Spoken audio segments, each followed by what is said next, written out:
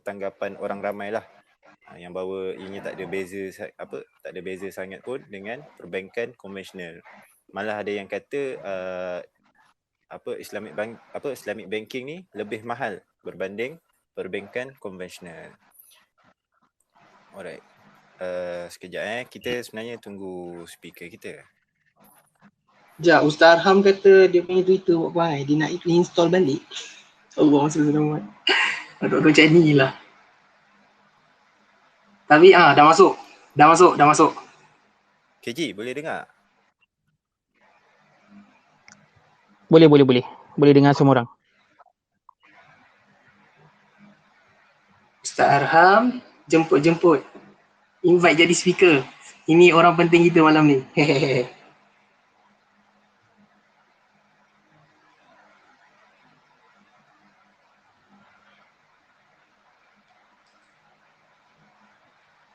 Sekejap, Kausar boleh dengar kan aku?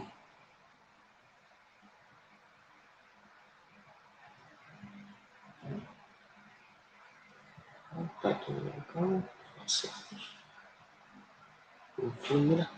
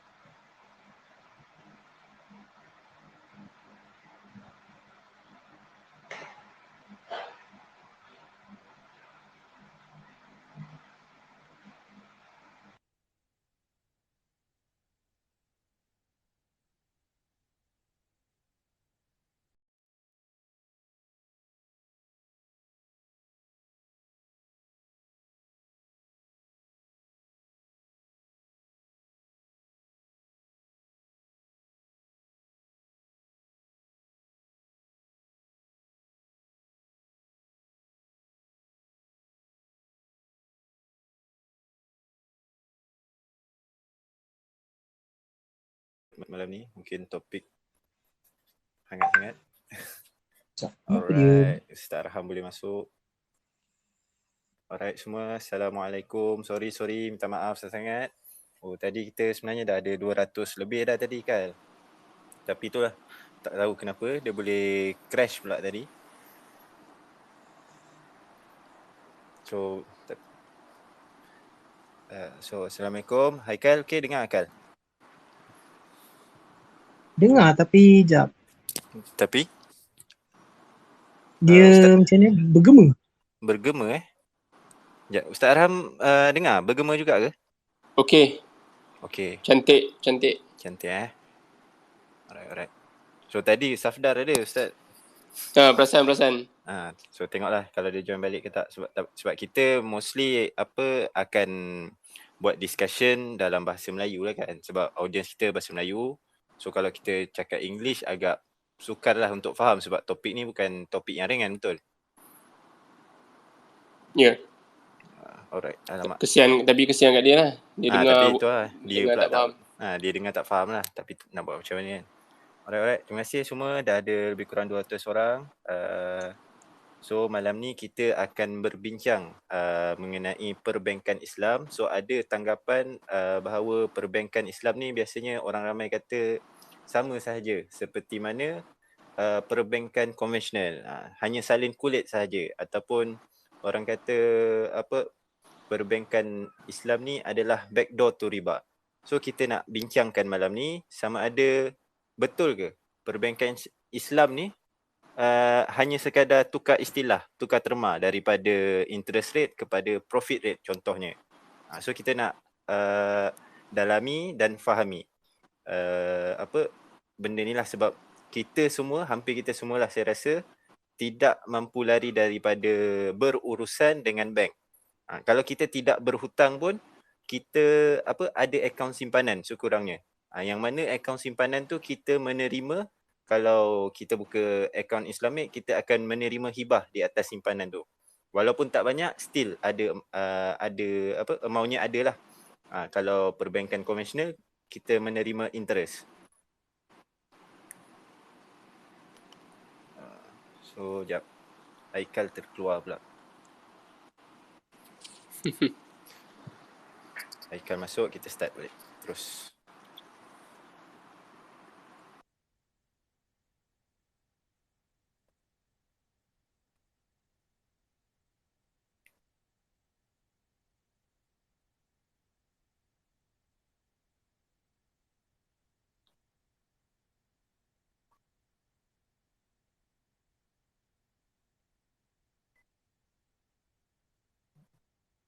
So sorry semua tadi yang dah masuk, space kita crash sikit. So kita ada beberapa orang speaker malam ni. Kita ada Ustaz Arham daripada Bursa, kita ada Haikal, dia bekerja di BNM, and then kita ada juga Safdar Adam untuk malam ni. So kita akan dengar view lah, ada yang menyokong, ada yang membantah mengenai perbankan Islam ni lah. So, okay. Assalamualaikum Haikal, dengar alright. So kita boleh start dah lambat 20 minit dah ni sebenarnya. Itulah. Kesian semua yang dah tunggu tu. Alright. So Boleh. So kita teruskan dulu kepada malam ini. Secara ringkas dahulu pendahuluan kita nak every speaker bagi tahu, jawab terus persoalan space kita malam ni dalam 5 minit lah maksimum, 5 ke 7 minit. Betul ke perbankan Islam ni sama je dengan perbankan konvensional? Mungkin kita boleh mulakan dengan Ustaz Arham dululah. Okey, bismillahirrahmanirrahim. Assalamualaikum warahmatullahi wabarakatuh. Terima kasih saudara Kausar, saudara Haikal, Encik Safdar, dan juga ada siapa yang jadi wakil kewangan graduan ni? Boleh tahu nama ke? Tak ada, dia tadi ada tapi dia dah terkeluar kot. Anonymous Dia anonymous. Tak apa. So semuanya adalah sahabat-sahabat saya lah. Saya kenal, pernah berhubung lah paling kurang pun. Jadi insyaAllah tajuk kita hari ni Perbankan Islam betul ke sekadar istilah.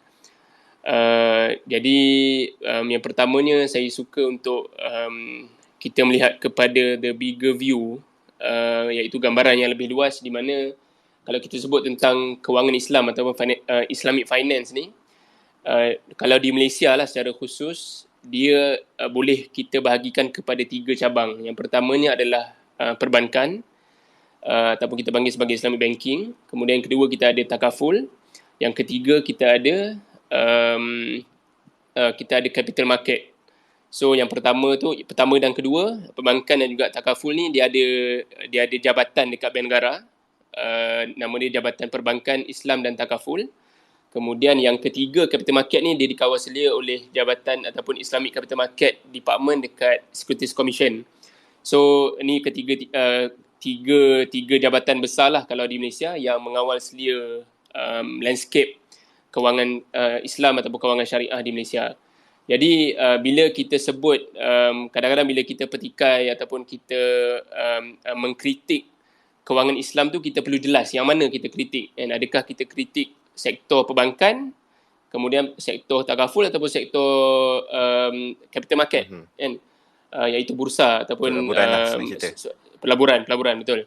So kalau kita kecilkan skop pula pada perbankan, kita kena tengok pula dia punya pecahan, di mana kalau dalam bank yang biasa ni, typical bank, dia akan ada 3 pembahagian yang besar. Satu, dia ada yang macam yang saudara Kaustar sebut tadi, ramai antara kita ataupun boleh kata hampir semua daripada kita akan ada akaun simpanan, kan? So itu kira kata kalau kita masuk ke bank, kaunter yang kita akan jumpa adalah kaunter untuk menguruskan kita punya simpanan. Kemudian pergi lebih dalam sikit, kita ada bahagian yang menguruskan pembiayaan, financing, ataupun dalam conventional term ni loan. Baik pembiayaan untuk orang ataupun pelanggan runcit, retail customer, ataupun corporate customer, pelanggan korporat. Kemudian ada satu lagi level iaitu treasury department, yang mereka yang menguruskan pembelian sukuk dan sebagainya. So bila kita kritik perbankan Islam pula, kita perlu tahu kita kritik apa, kan? So kalau saya boleh secara ringkas, sebagai contoh, kalau kita tengok saving dulu, saving macam yang saudara Kaustar sebut tadi, banyak bank menggunakan kontrak wadiah, yaqdamanah ataupun qard, iaitu kontrak hutang. Sebab apa? Sebab apa guna kontrak hutang? Sebab bank nak guna duit yang kita simpan tu. So dia buat kontrak hutang dengan kita, dia guna. So dalam Islam, hutang tak boleh bagi keuntungan. So apa yang bank Islam buat untuk dia jadi atraktif untuk orang, sebab kalau dia tak bagi apa-apa return, apa-apa pulangan, orang tak nak letak duit kat dia. So apa yang dia buat, bank negara kata boleh guna kontrak hutang dengan syarat kalau nak bagi pulangan tu mestilah tidak bersyarat. Tidak disyaratkan sebarang pulangan, kalau bank nak bagi, bank boleh bagi. So itulah datangnya elemen hibah di situ, hadiah. Saya rasa mungkin kat situ tak ada isu sangat. Mungkin nanti kita akan bincang kemudian. Yang saya nampak critical issue yang menjadi pertikaian adalah pada bab pembiayaan tu tadi, Betul. financing. Betul. Kan?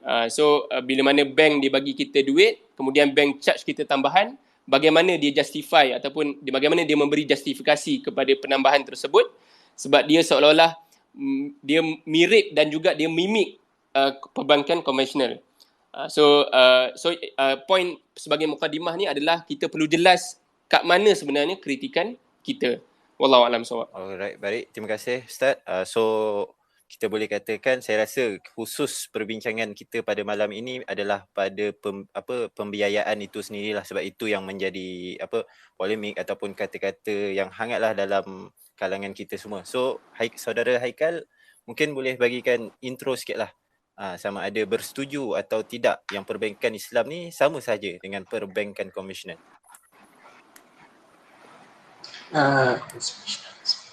Assalamualaikum semua.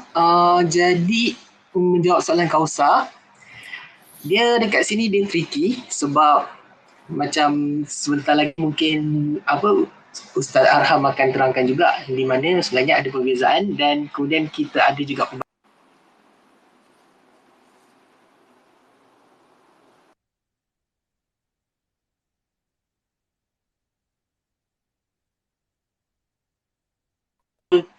loan secara 100% dia tak, dia memang ada beza, dan perbezaan dia bukan sekadar kosmetik dan sebagainya. Tapi sekejap lagi pun insya-Allah kita akan juga bahas bab tu, dan kita akan nampak sebenarnya perbahasan fiqh muamalat dalam isu perbankan ni sebenarnya luas. Dia bukan setakat tukar akad, lepas tu orang kata ibarat ayam sembelih dengan ayam tak sembelih, tak. Dia sebenarnya a lot whole more than that lah. It's not just about this is just cosmetic change. Even if you argue, industry can argue that dia ada pembahagian di antara apa yang dibenarkan dan apa yang tak dibenarkan, dan insya-Allah kita yang itu lagi. Cuma bila orang kata dia nampak mirip sama ni, saya teringat firman Allah. Bila zalika bi annahum qalu innama bai'u mislu riba. Kan bila musyrikin dengar Allah haramkan riba, dia orang jawab apa? Jual beli dengan riba lebih kurang lah, dia kata. Zalika bi annahum qalu innama bai'u mislu riba. Tapi Allah jawab apa? Wa halallahu bai'a wa harrama riba. Dan Allah telah menghalalkan jual beli dan mengharamkan riba. Jadi sebab apa? Maknanya Allah dah bagi tahu sebenarnya ada beza. Ada perbezaan antara jual beli dan riba, dan insya-Allah itu pun kita akan cuba ulas sedikit lah pada malam ini. Alright. Jadi itu je. Kal, tapi tadi macam putus-putus sikit. Ustaz Ram, Aikal tadi ada macam putus ke clear je? Ada putus. So kan mungkin kalau ada dekat dengan router, duduk dekat dengan router kan. Alright. So perbincangan kita malam ini untuk pendengar semua, mungkin kita akan dui bahasa sikit sebab kita ada tetamu kita Safdar daripada luar negara lah. Saya tak pasti pula dia duduk di mana, tak sempat nak tanya. So kita akan dengar argumen orang yang menyokong dan argumen orang yang membantah lah. So Safdar, Assalamualaikum. Welcome to this discussion. Alright. So just now Ustaz Arham and Haikal just explained why they menyokong why they support the Islamic banking lah. So we all know that you are against the Islamic banking practice as per today lah. So why do you, in 5 minutes, can you explain why do you think current Islamic banking practice is just the same as conventional banking? Assalamu alaikum and hello. And so thank you for organizing this. So as a quick introduction, because I think it'll benefit the audience to know a little bit about me. So I've been in Islamic banking for about 20 years. And when I moved into Islamic banking, the UK is not like Malaysia, right? Even now, there's not many jobs in Islamic banking. So I worked for 2 to 3 years doing nothing but looking for a job in Islamic banking. Okay, and it was very difficult. So in the end, I had to move from the UK to Bahrain in the Middle East to get my first job in Islamic banking. So I moved with my family. I had young kids. I left my country and I went to a different continent to only to work in Islamic banking. No other reason. So even up to today, I'm one of the biggest fans of conducting our finance in accordance with our religion. This is the primary importance in my career and in my life, and that hasn't changed. So everything I do is devoted to trying to improve that, right? So having worked in Islamic banking, after a few years, I realized so it definitely was the best choice I ever made for my career and for my religion. But I realized quite quickly that banking and Islamic banking specifically is the absolute worst, and it's the wrong place for our religion. It's the one area we cannot practice our religion in banking. So it's dominated by riba. It's dominated by interest. And Islamic banking has no meaningful difference to conventional banking.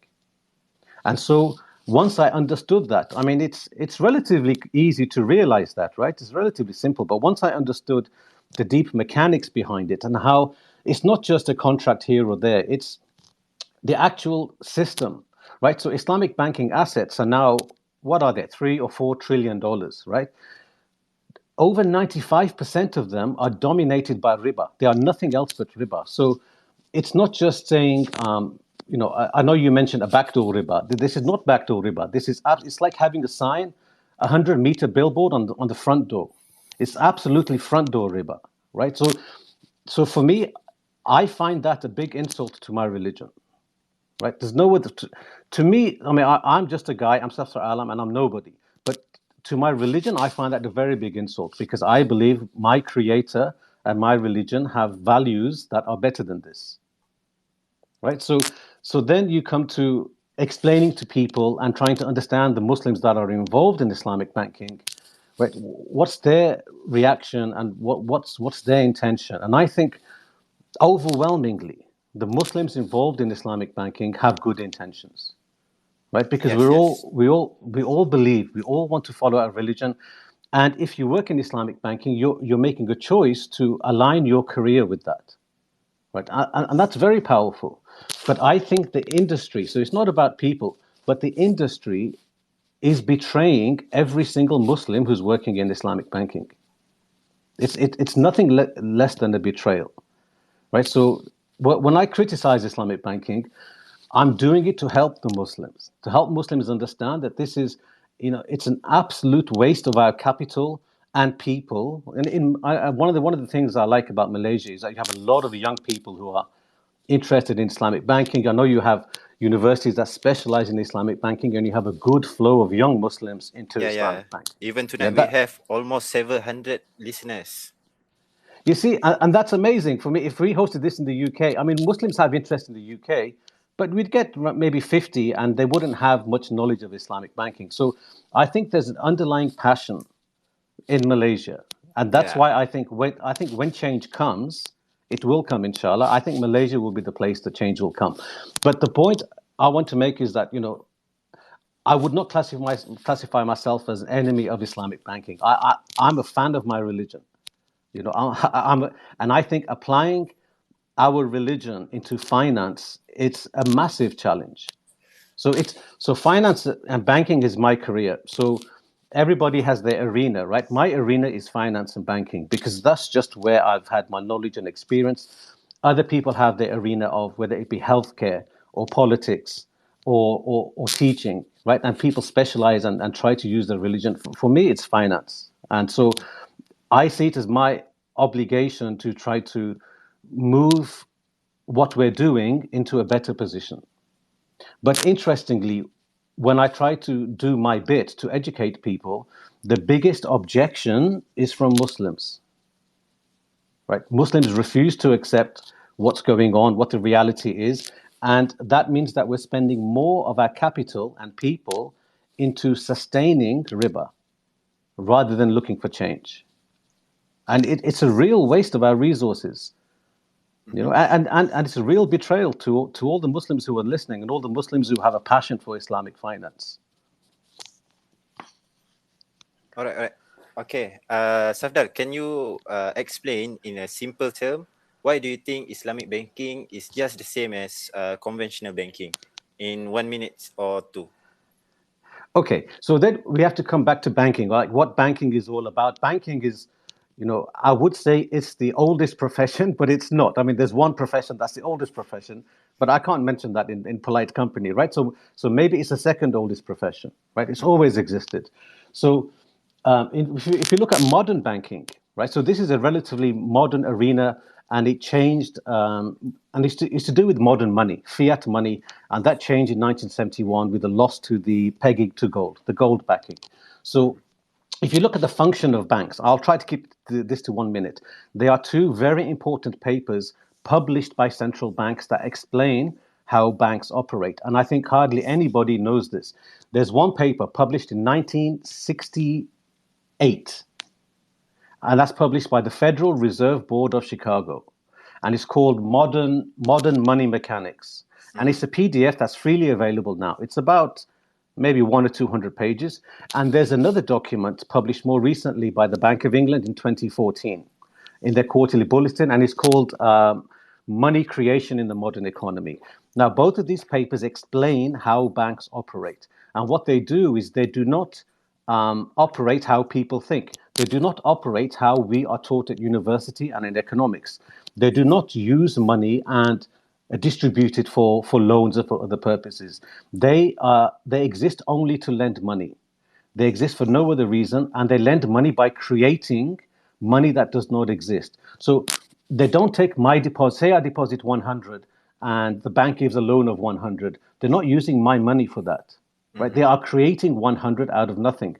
So the whole essence of banking is money lending. There's no other reason to exist. You know, if banks wanted to buy and sell goods, businesses and exchanges do that all over the world, and nobody's required to be a bank.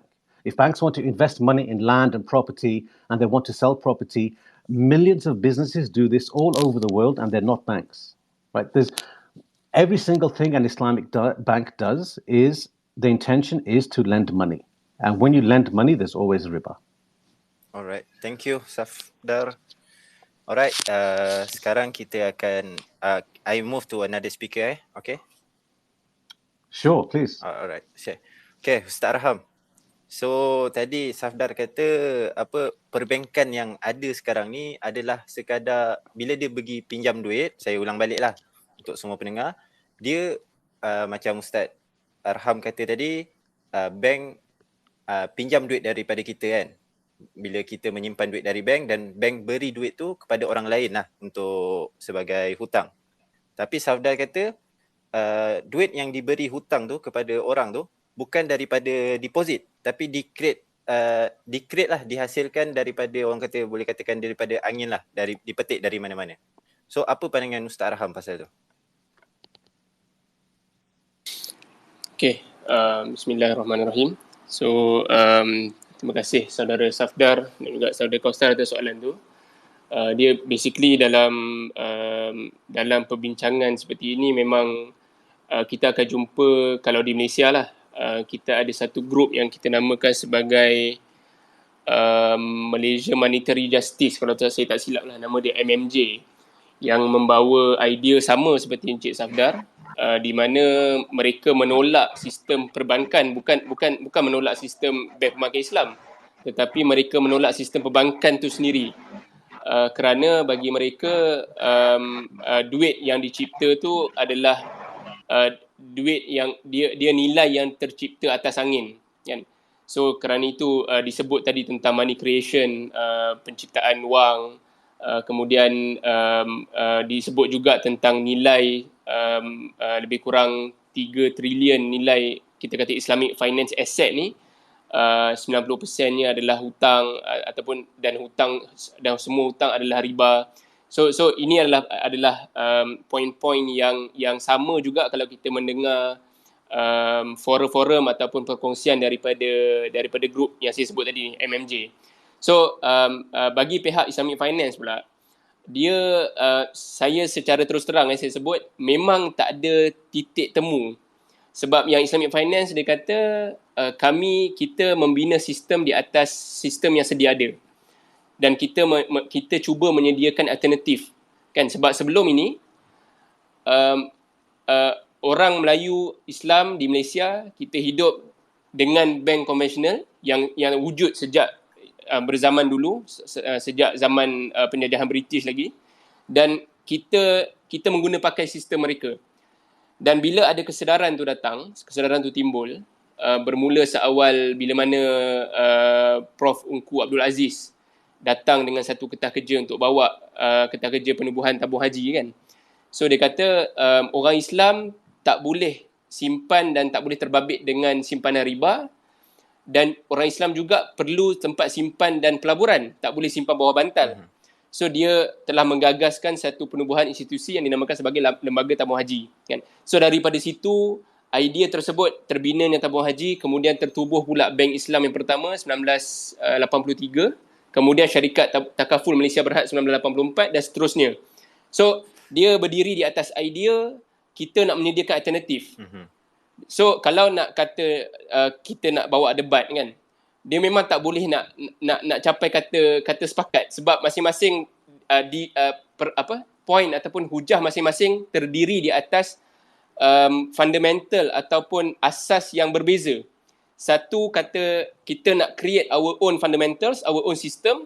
Satu kata kita dah ada sistem yang dah sedia established, kita nak bina alternatif di atas sistem tersebut.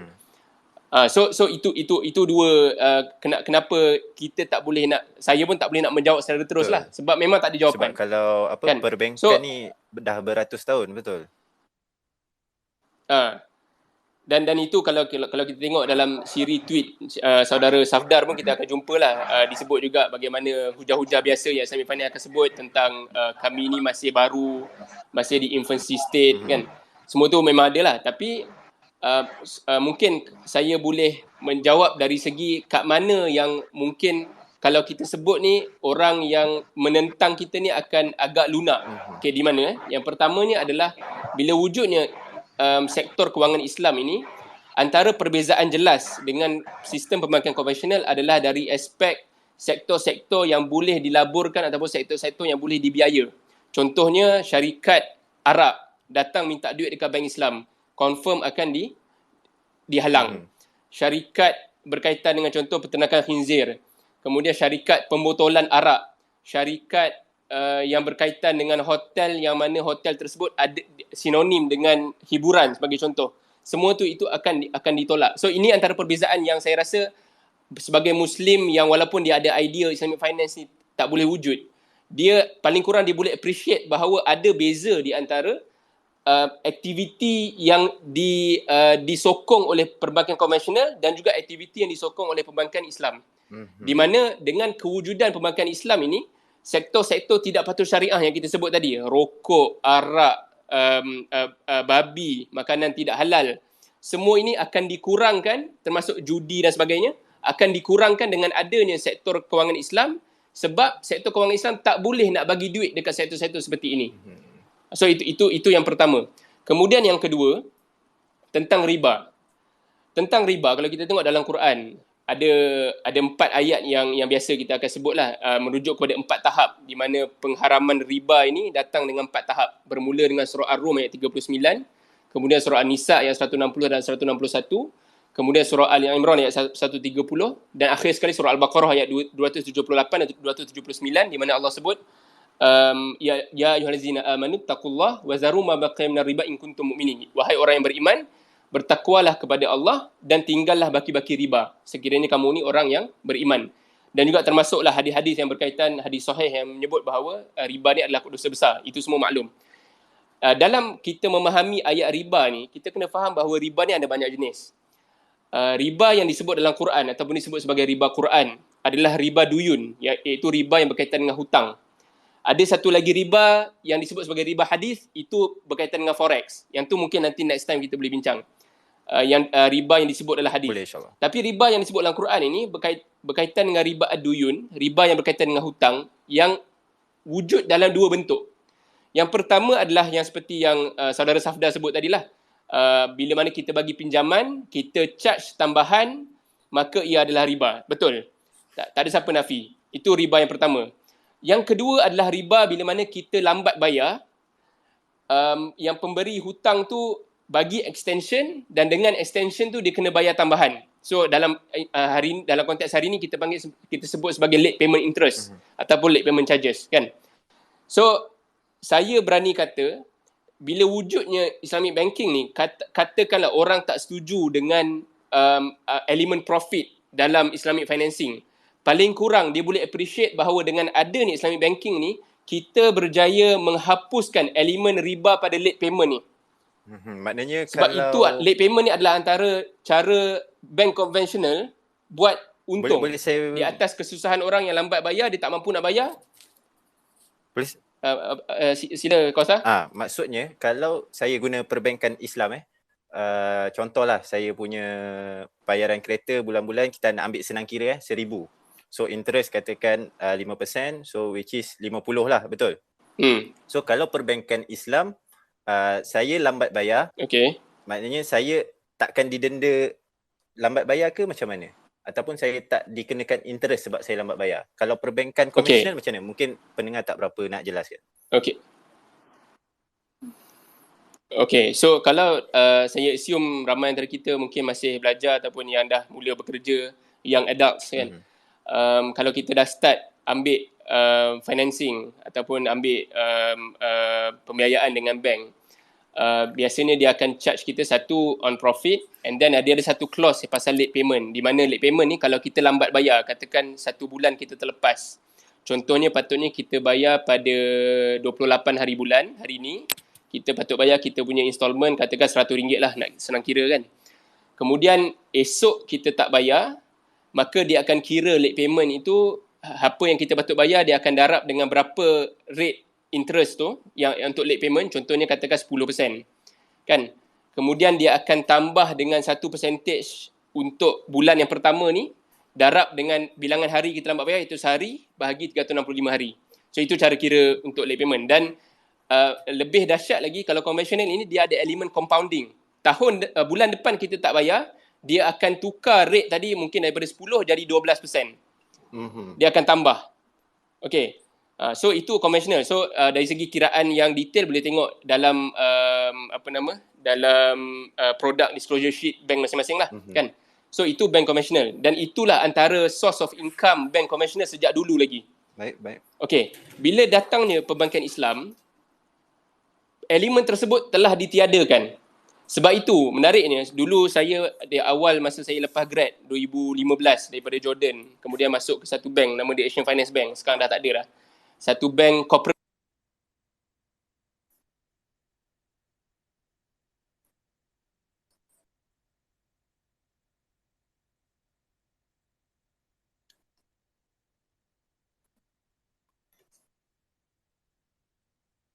Aikal, boleh dengar Ustaz Raham tak?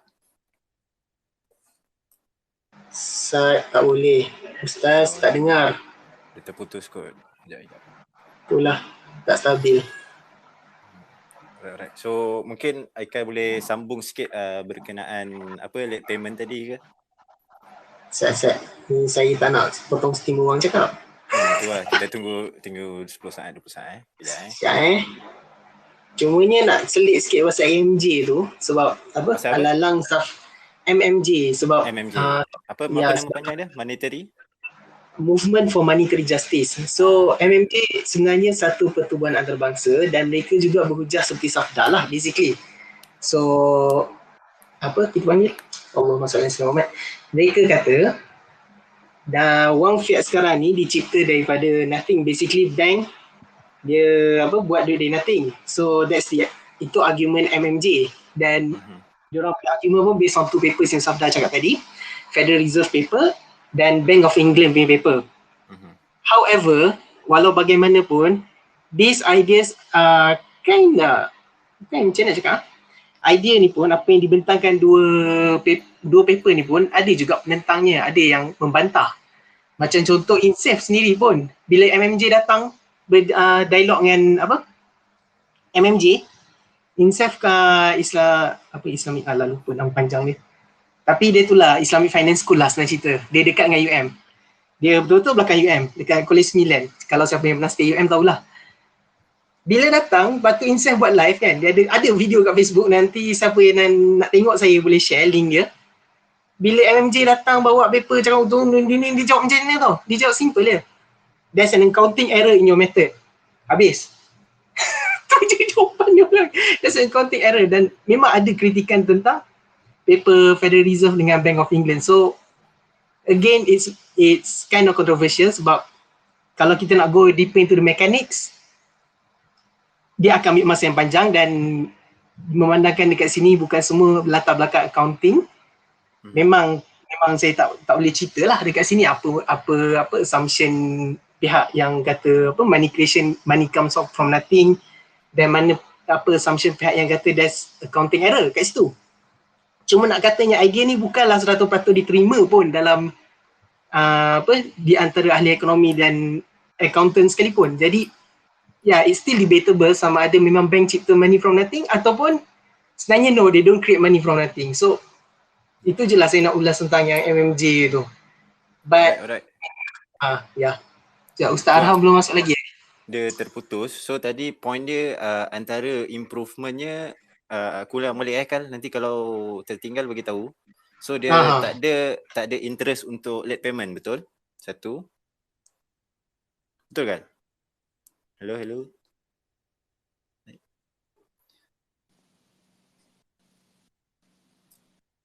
Hello Kal.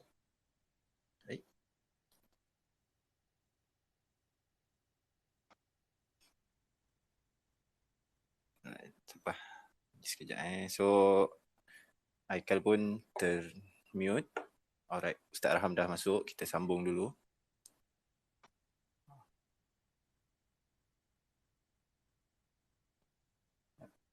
Okay, Ustaz, dengar Ustaz? Dengar. Okay, tadi saya sempat habis ke sangkut? Sangkut last dekat point late payment tu. Lepas tu kemudian tu sangkut. I see. Okay, so late payment tu dah habis lah. I see. So mungkin ulang ringkas, maksudnya elemen yang confirm saya boleh kata dihapuskan dalam bila mana wujudnya Perbankan Islam ni adalah tentang late payment interest, dan di mana kalau dalam bank konvensional ada bukan sekadar late payment interest, malah ada compounding late payment interest, kan, late payment compounding interest, kan, yang iaitu riba yang berlipat ganda yang di-charge, yang mana tak ada elemen itu dalam bank Islam, dan bank Islam cuma ada charge untuk menghalang orang daripada lambat bayar, dan charge tersebut dikutip dan disalurkan semuanya kepada badan kebajikan, tidak menjadi sebahagian daripada hasil bank Islam tersebut. So itu saja, wallahu alam. Kita tambah poin lepas ni lah, insyaAllah. Alright, so saya nak ulang semula sebab kita nak tanya kepada saudara Safdal nantilah. So tadi dua benda yang dihapuskan adalah late payment ataupun compounding interest on late payment, dan yang keduanya perbankan Islam ni menghalanglah kita membuat transaksi yang haram seperti judi, membeli kita beli makanan haram ataupun kita beli arak lah, betul Ustaz? Betul. Dan Islamic banking yang ada sekarang ini dibina sebagai alternatif berdasarkan asas ataupun foundation yang sedia ada, iaitu perbankan konvensional sedia ada, betul? Ya, betul. Alright. Okay, Safdar, we are moving on to you. So just now Ustaz Arham explained Safdar, can you hear me? Yes, I'm here. Thank you. So Ustaz Arham explained just now the Islamic banking that we have in Malaysia is an alternative for conventional banking, and it was built based on the foundation of existing conventional banking. But two things lah that Islamic banking improve compared to conventional banking is first, there is no compounding interest on the late payment, and then you can't do any transaction for haram haram transaction, like you buy alcohol or you buy non halal food and something others yang haram lah. So how do you comment on that? Okay, so thank you for explaining that. So on the issue of compounding, this was never a reason provided for making riba haram. Riba is haram because it's riba, right? Then we have the social impacts of it, right? One of the social impacts is that when there is compounding interest over a long amount of time, then this has a hugely negative impact, right? But it's not correct to say compounding interest is the reason that riba is made haram.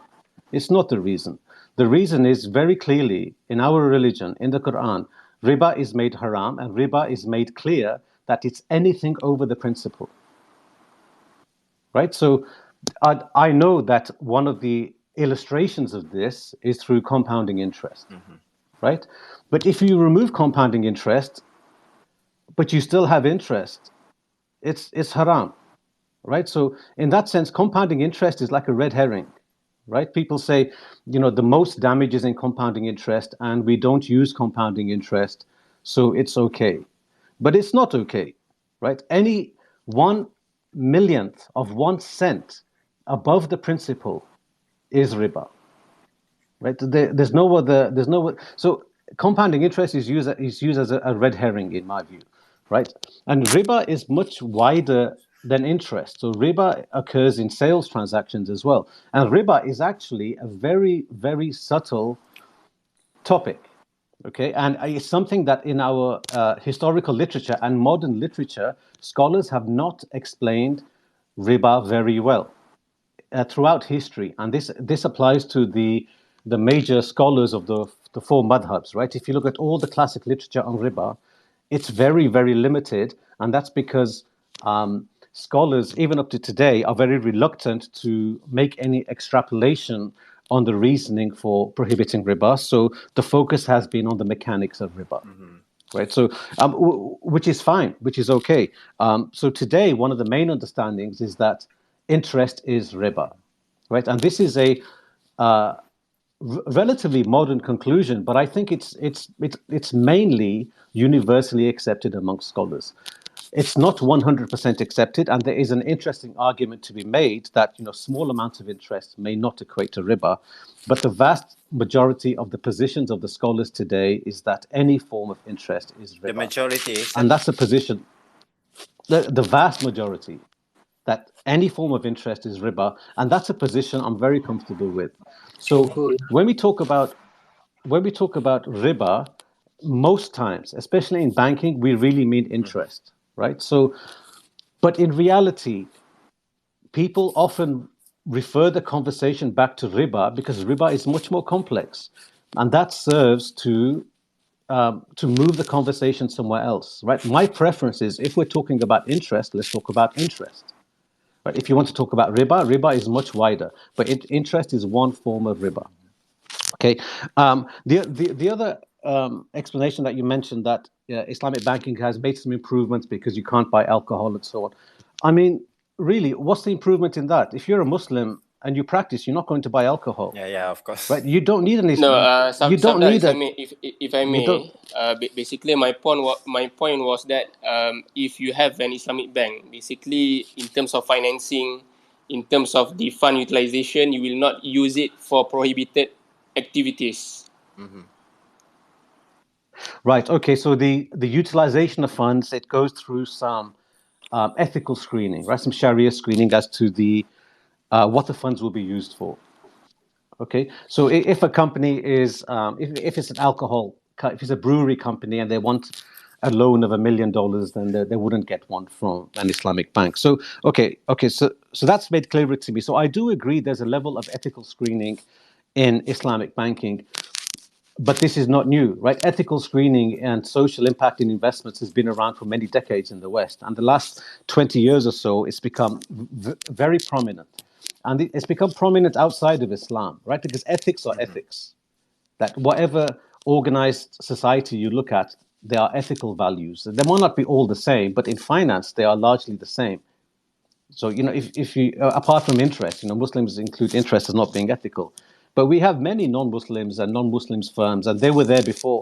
In modern finance, non-Muslims were there before Muslims in ethical finance, right? So to say that Islamic banks execute some ethical elements, again, it's a red herring, right? So if I was, here's an example, and you can call it the silly example, but let's say you have the mafia in Sicily, right? And they're in charge of, this is maybe old-fashioned now, but they're in charge of racketeering, drugs, prostitution, everything, right? And then one day they open an orphanage in Italy. And then they say, well, look what we're doing. We're doing some good things, right? So then you have to differentiate good acts against the nature of something, right? So my point is the nature of banking is so destructive that if you're then going to say we do some positive things like we direct some capital away from haram activities, to me, it's a drop in the ocean. That means we do not understand the damage of riba. If we're going to even step one toe into riba and then say, look, we're trying to mitigate this by some other ethical rules that we have, it shows me that we don't understand banking. And to say, and I do agree with the point made that Islamic banking is built upon the conventional banking model, so it's restricted by regulations. But my point is, why did we ever choose banking as a platform? It's the completely wrong platform. It's the only platform in the world that's regulated in order to promote riba. Banking exists for no other reason. So why did we choose that? And why do we continue to work on that platform? So if you want to be an Islamic institution, right, and operate within Islamic law for finance, you don't need to be a bank. In the UK, right, we have some of the most stringent finance and banking regulations in the world. And in this fintech space, in the last 6 years or so, many new fintech institutions have set up in the UK. And the Bank of England and the FCA, they are on a massive education campaign because they're educating startups that whatever you do, there's a 99% chance you don't need to be a bank. Right? Even in the money space, that they offer various money accounts and bank accounts, but they're saying to institutions that to be a bank, it's incredibly regulated and it's very difficult, and you have very high requirements on capital. But what most companies want to do, you don't need to be a bank. So they're educating companies that whatever you want to do, there's a very good chance you can do it without being a bank. Right? So my point is, you're only tied into the regulations once you decide to be the bank. So it's a circular argument. If you say Islamic banking has to do certain things and we can't avoid riba completely because we operate in the banking legislation, my point is, who's making you operate in the banking legislation? There's only one reason to be a bank, and that is to lend money. If you want to take a deposit, you don't need to be a bank. If you want to buy commodity, you don't need to be a bank. If you want to buy property, you don't need to be a bank. If you want to buy TVs and invest in land, invest in funds, if you want to create funds, if you want to create pension funds, you don't need to be a bank. There's only one thing that requires you to be a bank, and that's to lend money. Right? Take depositors' money and put that at risk and lend money. Only when you cross that threshold, and it's the same in Malaysia, only when you cross that threshold must you be a bank. Right? So when we say this is an Islamic bank, this is not something that was just created for social enterprise and we're forced to be a bank. No, it's because that entity has made the decision it wants to exist its basis on taking deposits and using them to lend money. Once you decide that, you must be a bank. So can you see how it makes no sense to then say, well, we have to operate under the banking regulations? Well, no, you don't. You only have to operate on them if you're lending money. Okay. Alright. That's a very good explanation. I think I want to move to Ustaz Arham. Thank you, Safdar. Okay, kau tahu boleh tak kali ni aku nak jadi ni pula, nak acah-acah moderator. Jadi Ustaz Ustaz Arham dengar ke? Nak soalan kau, Ustaz. Bagi aku satu soalan dulu lah. Tak So first kita dia ada beberapa benda yang saudara Jagi bertanya. Aikannya soalan biasa mencabar sikit. So saya punya soalan ni marhain sikit lah. So tadi saudara Safdar ada kata dua benda lah. So interest is interest. So interest is riba lah. So dalam perbankan Islam, dia tak panggil interest lah, kita panggil profit rate. So adakah profit rate ini riba, dan kalau bukan kenapa? Boleh tak yang itu dulu kita jelaskan, Ustaz? Okey, boleh, insyaAllah. So saya takut ada yang salah faham apa yang saya sebut tadi. Bila saya sebut tentang late payment tadi tu, saya cuba nak bagi satu point di mana paling kurang walaupun kita tak setuju dengan elemen profit dalam perbankan Islam, kita boleh bersetuju bahawa elemen late payment tu memang dah dihapuskan. Itu maksudnya satu titik temu yang boleh kita sepakat lah, kan. Jadi moving on to our second point, which is daripada soalan Kausar tadi, di mana tentang profit rate. Okay, so kat sini point yang seterusnya adalah bagaimana perbankan Islam memberi pembiayaan, kan. So kalau saya boleh sentuh sikit lah pasal apa yang saudara Safdar tadi sebut, mungkin dalam 8 tahun lebih pendengar ni, kita boleh nampak sebenarnya kita tak boleh nak lawan pun, sebab dia rasa bank tu sendiri memang problem. Saya pula punya pandangan, kita ambil pandangan bertahap, kan.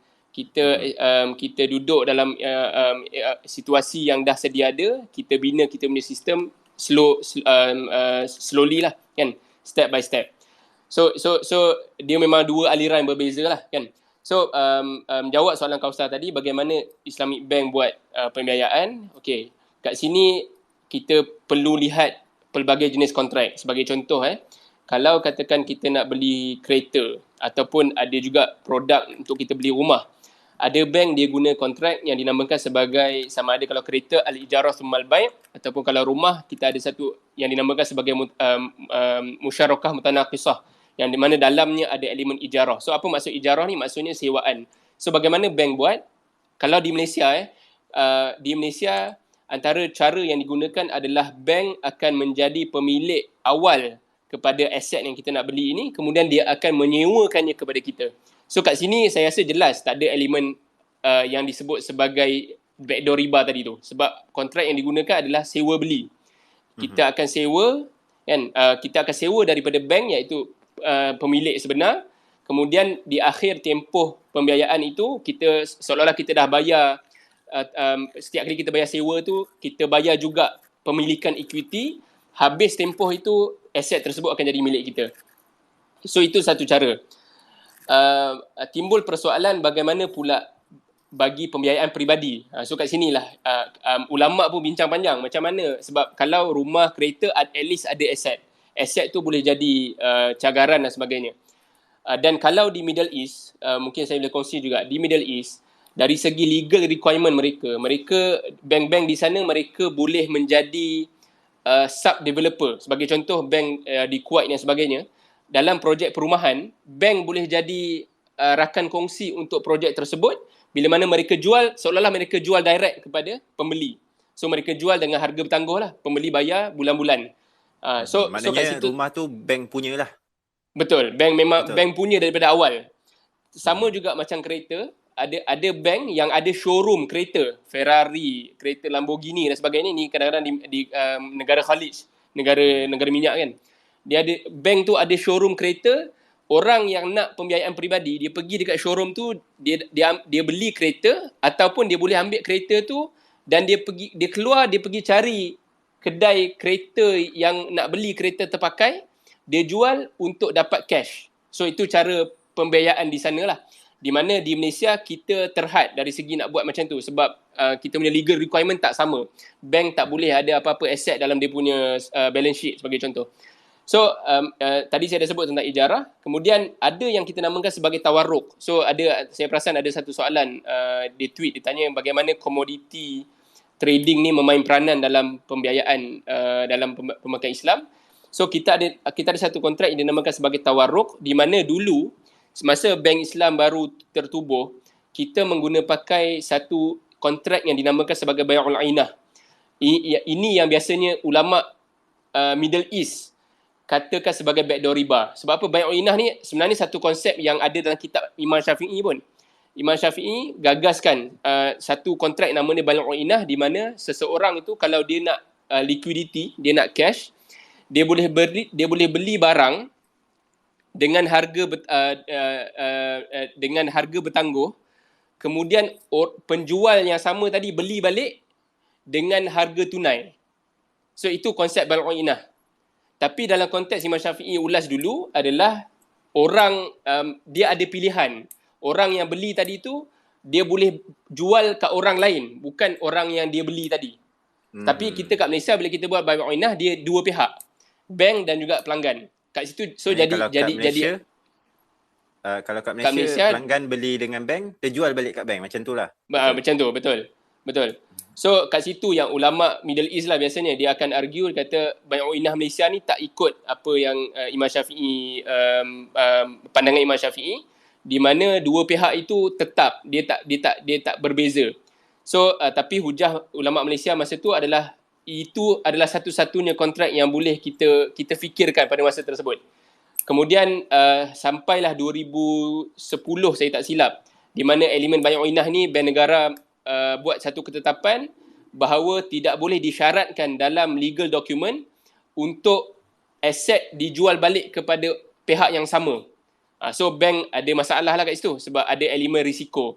So maka apa yang berlaku adalah berlaku ni satu inovasi di mana selain daripada kita buat kontrak antara dua pihak, muncul pihak yang ketiga, iaitu kalau di Malaysia kita ada beberapa platform. Sebagai contoh di bursa kita ada bursa suq as-silaq, kemudian ada beberapa company lain macam Sedania dan beberapa company lain lah, Syuraka dan sebagainya, yang mana mereka menyediakan komoditi untuk menjadi aset pendasar kepada apa-apa transaksi bank. So apa yang berlaku secara ringkas, dia adalah satu kontrak di antara tiga pihak, di mana biasanya contoh kalau kita nak dapatkan pembiayaan peribadi, kita pergi, contoh saya pergi ke Bank Islam, saya nak 10,000. Apa yang Bank Islam buat adalah dia akan beli komoditi dengan nilai 10,000, kemudian dia akan jual kepada saya dan saya akan beli dengan bayaran tertangguh. So bayaran tertangguh tu akan jadi saya punya installment. Kemudian dengan aset yang saya dah beli daripada bank itu, saya akan jual kepada third party. So melalui platform sebagai contoh macam bursa suq as-silaq tadi, saya akan jual melalui bursa suq as-silaq, dan bursa suq as-silaq akan carikan pihak ketiga yang beli balik saya punya komoditi tadi. So kat situ saya akan dapat 10,000 cash atas penjualan aset komoditi tadi. So begitulah struktur komoditi trading yang saya akui orang pelanggan biasa takkan jumpa struktur ni, sebab biasa dia akan sign je dokumen.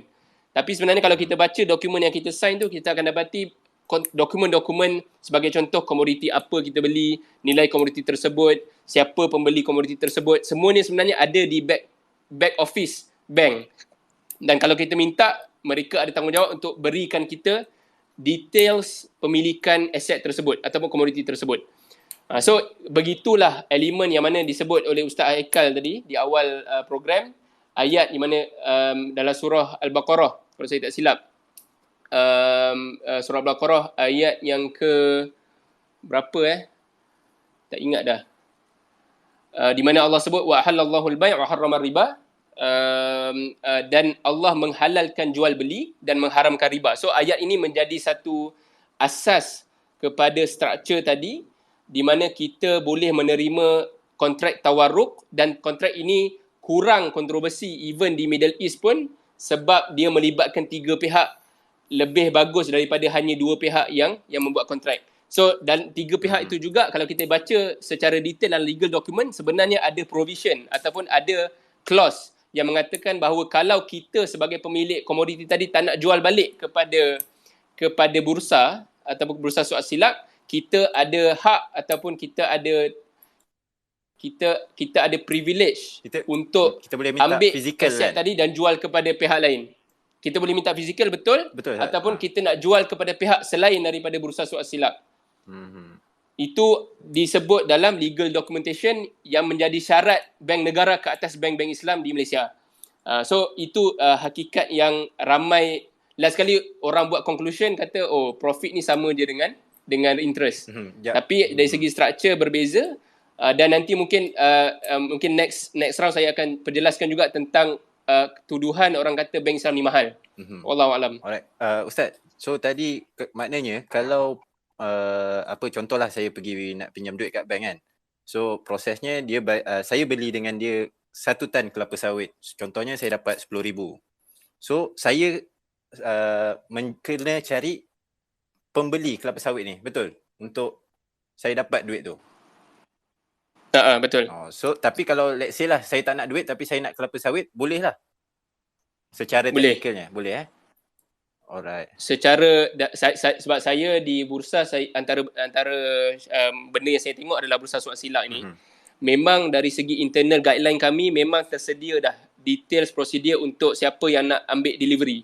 Maknanya tapi setakat ni ada orang Cuma request tak pernah ada orang request lagi. Itu yang saya harap daripada 800 orang yang dengar malam ni, kalau ada yang berani pergi bank minta delivery dan sanggup sedia tempat untuk simpan komoditi tersebut dan juga sanggup bayar kos pengangkutan, ahlan wa sahlan untuk kita test kita punya sistem. Okey, baik. Okey, so Kal, boleh nak Kal? menyelit sikit. Silakan.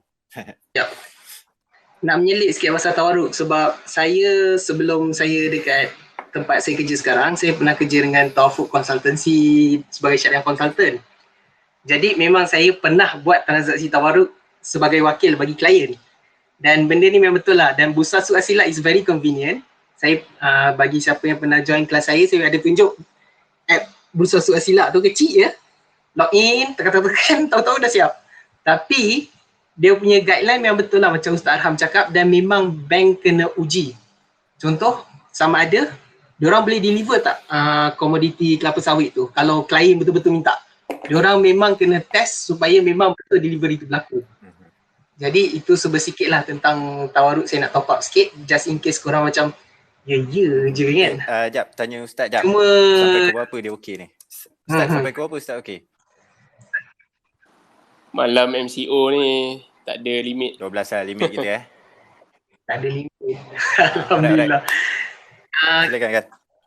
Okay, nak tanya sikit pula tadi sebab tadi Safda said something very interesting, something yang sangat menarik. Safda argues that nombor 1, Safda kata ulama kita tak ada bahaskan apa itu riba secara menyeluruh atau secara sistematik dan komprehensif dalam kitab-kitab Turath dan kitab-kitab semasa. 1, Ustaz Arham setuju tak? Sebab saya secara pribadi saya tak setuju dengan kenyataan dia. Kedua, Safda kata apa saja lebihan daripada I don't know, hutang. Yes, kalau lebihan dari hutang itu masuk riba duyun. But apa saja lebihan walau 1 sen is considered riba. As in memang dari segi bahasa riba ialah lebihan, tambahan. Roba, yarba, lebihan lah. Tapi adakah itu erti sebenar daripada konteks istilahnya? Sebab kita dalam tradisi keilmuan Islam kita ada 2.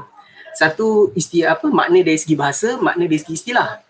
Dan bila kita berbicara tentang hukum hakam, kita akan bicara tentang makna istilahi, bukan makna lughawi, bukan makna dari segi bahasa. Dan apa yang Safda cakap tu tepat dari segi bahasa, tapi bila nak buat argument untuk keluarkan hukum, it's completely tak kena lah bagi saya. Itu soalan pertama. Dan soalan kedua mungkin akan masuk next round, iaitu kan kita ada tawaruk semua ni kan, orang kata apa, kontrak-kontrak jual beli ni yang disusun hias ni sebenarnya dia cuma nak cari satu hilah ataupun nak cari satu cara untuk untuk elak. Sebenarnya kita nak bagi pinjaman tapi kita tak nak nampak dia nampak macam pinjaman. Jadi kita susun semua kontrak-kontrak ni halal tapi end result dia sama macam riba. Dia kalau kita tengok orang akan argue berdasarkan surah Al-Baqarah, kisah Yahudi, di mana Yahudi pada hari Sabtu Allah kata jangan tangkap ikan. Orang kata okey, Allah kata jangan tangkap ikan. Allah kan dalam surah Al-Baqarah kalau tak silap saya ayat 65 tak silap. 65 66 macam itulah ke 55. Ayat dia bunyi bukan macam ni. Ayat dia berbunyi macam ni. Allah saya nampak tu walaqad alimtumul lazina atadaw minkum fis sabti.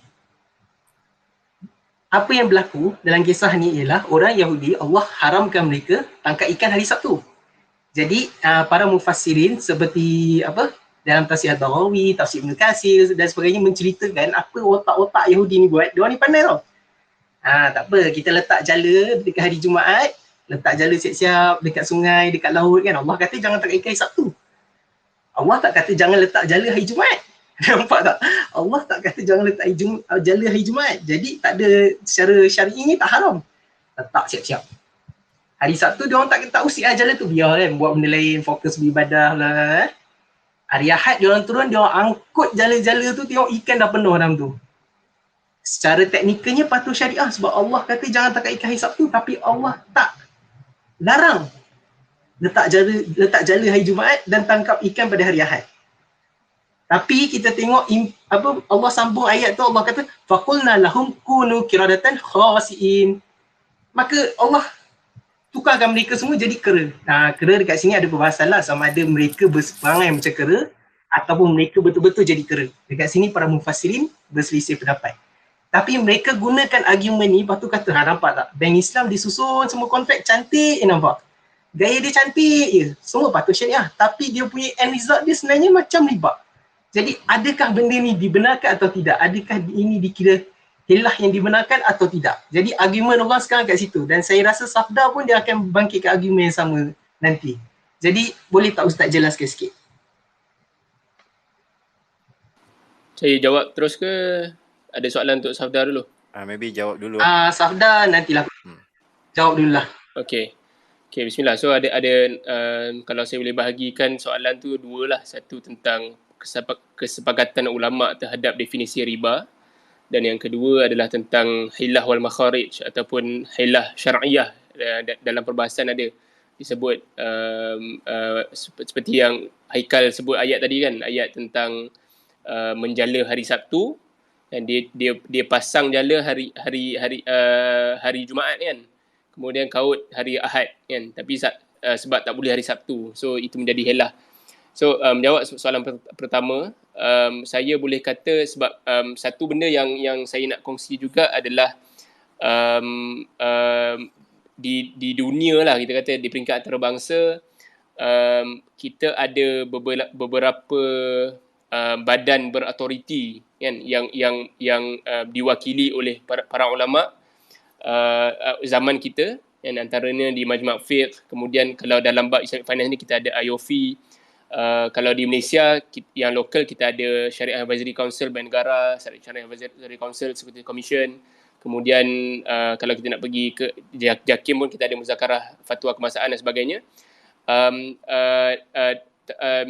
Saya boleh kata kesemua badan-badan autoriti ini berpandangan bahawa riba ataupun interest bagi konvensional bank hari ini adalah merujuk kepada riba, kan? Maka ia adalah diharamkan. Dan kecuali ada di sana juga, saya perlu sebut atas dasar amanah ilmu, di sana ada juga contohnya Darul Ifta Misriyah dan juga Mufti Mesir sebelum ini, Ali Jumaah dan juga beberapa syekh lain, Syekh Shaltut dan sebagainya. Mereka ada pandangan yang sedikit berbeza. Dan bagi mereka disebabkan, tapi kita kena faham juga bila mana pandangan mereka dikeluarkan itu dalam konteks negara Mesir yang rakyat dia susah, dan juga bank konvensional itu berkuasa. So pandangan mereka adalah tiada riba pada bank konvensional, kan? Kerana apa? Kerana yang tu kita kena relate balik dengan bagaimana mereka memahami ataupun memberi definisi kepada duit kertas, kan? So bagi mereka duit kertas ni duit fiat, sama seperti yang Cik Safda sebut, dan dia bukan benda yang ada elemen riba padanya. So itu pandangan Darul Ifta Misriyah dan juga beberapa Mufti Mesir, Syekh Ali Jumaah dan beberapa syekh lain.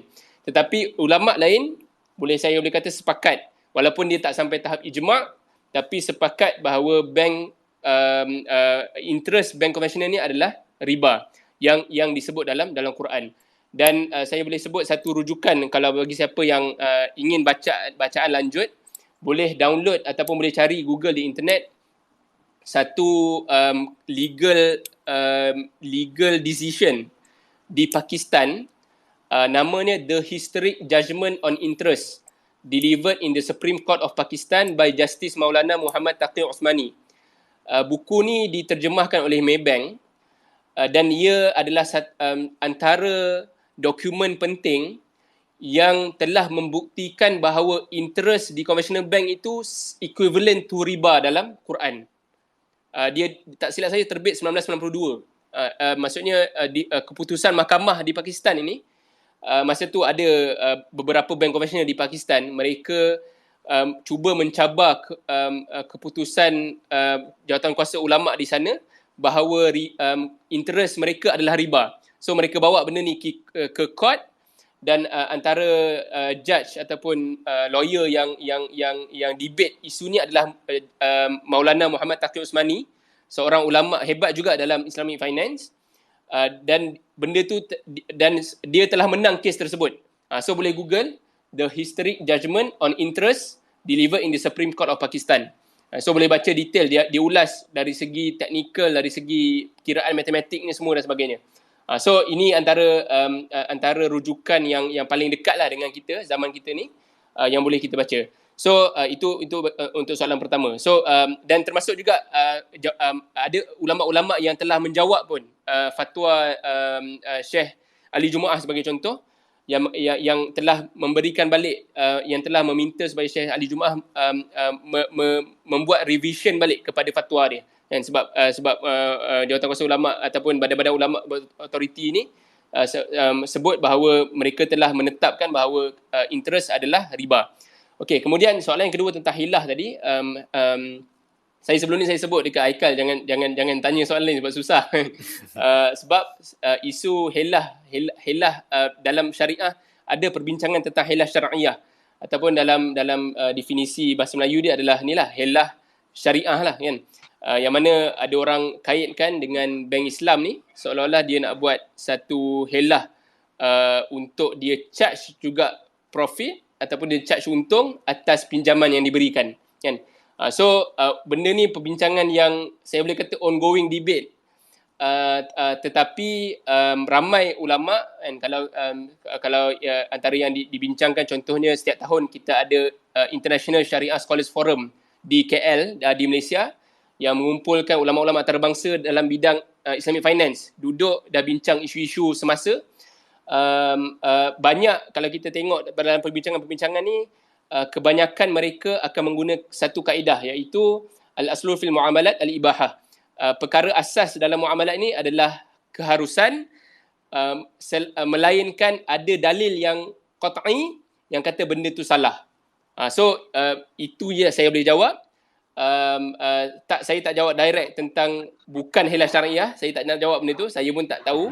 Tapi dalil yang digunakan untuk menjustifikasikan kebanyakan transaksi-transaksi di perbankan Islam adalah al-aslu fil ibahah, al-aslu fil muamalat al-ibahah, asas kepada muamalat adalah keharusan, selagi mana tak ada elemen-elemen haram yang jelas seperti riba, gharar, maisir dan sebagainya.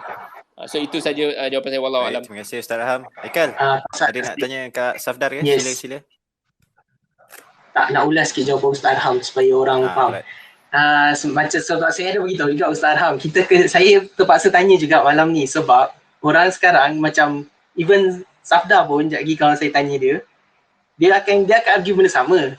Yang kontrak-kontrak sekarang ni disusun dan orang akan kata, oh ini hilah syar'iyah, dia kata ini hilah untuk nak buatkan seolah-olah boleh nak bypass larangan riba. Jadi benda-benda ni pun biasanya orang yang anti perbankan Islam dia akan utarakan benda ni, dan kita tengok memang ramai yang akan cakap benda ni. Cuma apa yang saya nak kongsi, macam betul lah Ustaz Arham cakap, perbahasan ni sebenarnya sangat luas. Cuma kita kena faham hilah syar'iyah bukan semuanya haram. Sebab bila kita tengok ulama salafus soleh pun mereka dah bahas dah sebenarnya tentang hilah. Contoh Imam Abu Hanifah. Siapa yang mungkin dekat sini ada yang background dia syariah law dan sebagainya. Imam Abu Hanifah banyak menggunakan hilah dalam fatwa. Boleh tengok kitab Al-Hiyal oleh anak murid Imam Al-Azam, iaitu Muhammad bin Hasan Asy-Syaibani. Dia senaraikan banyak fatwa Imam Abu Hanifah yang menggunakan hiyal. Imam mujtahid mutlak. Takkan Imam mujtahid mutlak main nak berhilah dengan Tuhan? Tak. Dia bukan hilah suka-suka.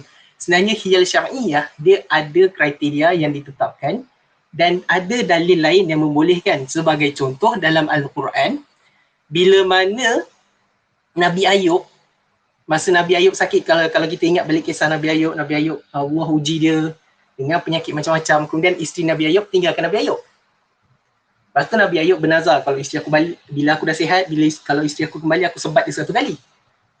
Tapi bila betul-betul dah sihat, dah sembuh balik, isteri Nabi Ayub datang kembali pada baginda alaihi salam, dan kemudian turun wahyu daripada Allah SWT. Allah kata apa? Wahai Nabi Ayub, ambillah 100 batang lidi, jangan sebat betul-betul, ambil 100 batang lidi, kau sebat sekali je, pak. Allah sendiri ajar hilah pada Nabi Ayub untuk escape dia punya nazar, untuk cari jalan keluar daripada nazar 100 kali. Allah yang ajar. Nampak tak? Jadi hilah syar'iyah ni dia bukan 100% haram. Sama juga, benda yang sama Nabi SAW buat dalam hadis dalam Ibnu Majah, kalau tak silap saya, diceritakan di mana ada kisah seorang lelaki yang orang kata sakit. Dia sakit, kemudian ada hamba perempuan yang tak ada kaitan dengan dia lah, bukan hamba dia, datang sepatutnya tolong jagakan semua, tapi entah macam mana, wallahu alam, terbuat hubungan yang haram. Ini kata berzina. Jadi bila para sahabat radhiyallahu anhu cerita benda ni kat Nabi, lepas tu para sahabat ceritalah, kalau Muhammad ni, kalau kau sebat ya Rasulullah, jangan kata kau sebat, kami bawa dia jumpa engkau pun dah, entah macam mana rupa dia dah. Lah Nabi kata apa? Okey, Nabi buat conclusion yang sama macam Nabi Ayub buat. Okey, ambil 100 batang lidi, kau sebat sekali je, sebat perlahan. Adakah Nabi SAW mencari hilah pada ayat az-zanatu waz-zani fajliduhum mi'atan? Adakah Nabi suka-suka mencari hilah, kata tak yalah sebat 100 kali betul macam perintah Allah dalam Al-Quran, sebatlah penzina lelaki dan penzina perempuan 100 kali. Jadi hilah dia bukan semata-mata sekadar sebab kita nampak satu ayat tu kata macam tu, jadi hilah ni secara qat'iynya haram. Dan kita kena ingat, hilah ulama bahagikan kepada 2 atau 3, bergantung. Ada yang kata hilah ada yang dibenarkan dan ada yang diharamkan. Hilah yang diharamkan secara mutlak ialah hilah yang memang kita sengaja buat, tak tentu pasal, untuk escape hukum Allah. Tak tentu pasal. Adapun hilah yang dibenarkan ialah hilah yang kita buat untuk cari penyelesaian pada masalah. Dan dari aspek sudut pandang Perbankan Islam, macam Ustaz Haram kata, mereka sebenarnya nak selesaikan masalah pada mereka. Jadi antara ulama, dalam kalangan ulama kalangan Islam, mereka melihat, kalau ia pun ada hilah, tapi hilah ni sebenarnya untuk maslahat, untuk menyelesaikan masalah tertentu yang mereka lihat perlu diselesaikan. Sebagai contoh, menyediakan alternatif pada kewangan semasa dan sebagainya. Jadi hiyal dia bukan semata-mata nampak tak hilah ni, nak nipu Tuhan ni haram. Tak.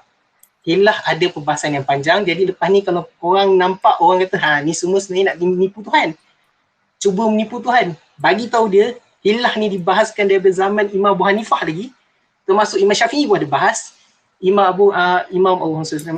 Syekhul Islam Ibn Taymiyah ada bahas, Syekh Zakaria Al-Ansari ada bahas, Ibn Hajar Al-Haytami ada bahas, dan mereka semua secara amnya bersetuju. Mereka kata apa? Hilah ni ada 2 jenis, yang dibenarkan dan yang diharamkan. Jadi bukan asal kau nampak ni semua hilah nak berhilah dengan Tuhan asal tu je kau terus sebut haram, kau terus kata nak menipu Tuhan, kau terus kafirkan orang, kau terus kata ini semua ular mak riba.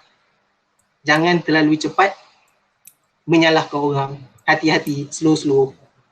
Dan lagi satu, apa-apa pun perbincangan kita pada malam ni, sama ada korang bersetuju atau tidak bersetuju, ingat, ini perkara ni diperselisihkan dan kedua-duanya sebenarnya ada argument masing-masing. Apa yang penting kita saling menghormati, dan jangan sampai kita kata kau ni kafir. La nukafir ahadan min ahli kiblah. Kita tidak mengafirkan sesiapa dari ahli kiblah. Ini asas akidah ahli sunnah wal jamaah. Baik. Jadi itu je lah kot yang saya nak tambah. Macam dah penutup dah. Belum lagi. Kita tak masuk lagi alternatif ke apa kan. So Aikal ada soalan nak tanya dekat Safdal tak?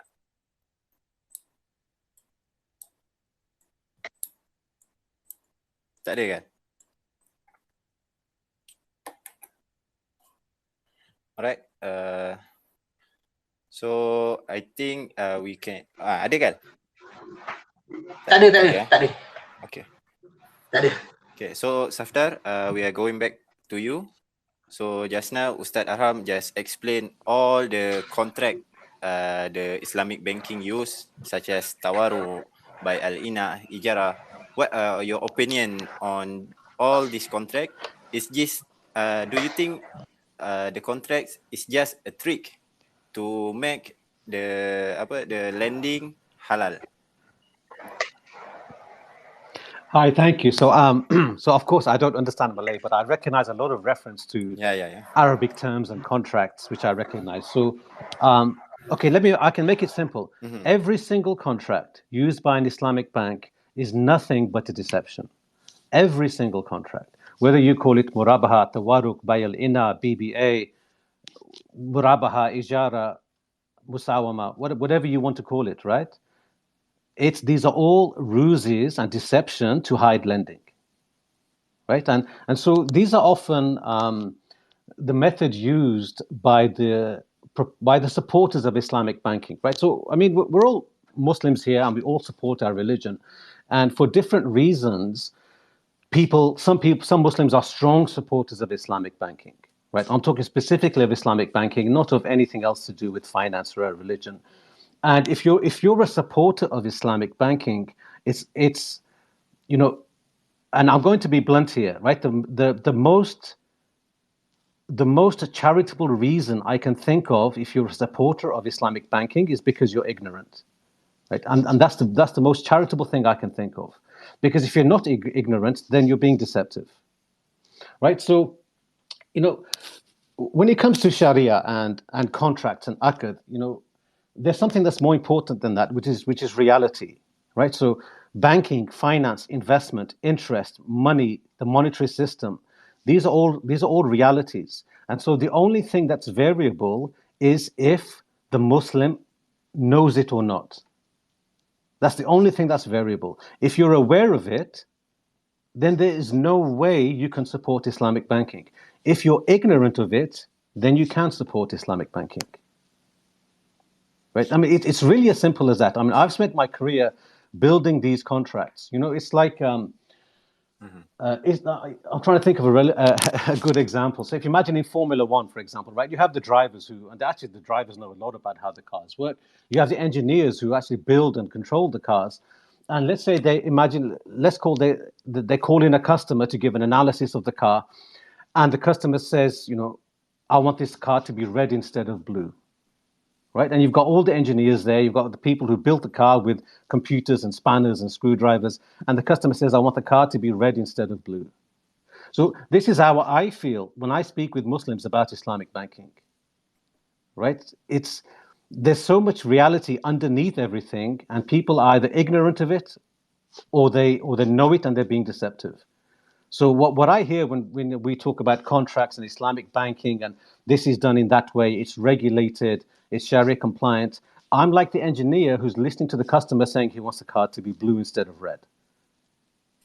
Right? It's incredibly frustrating because people, even with the best will in the world, if you are educated in Sharia, right, and we need scholars in every single aspect of our lives.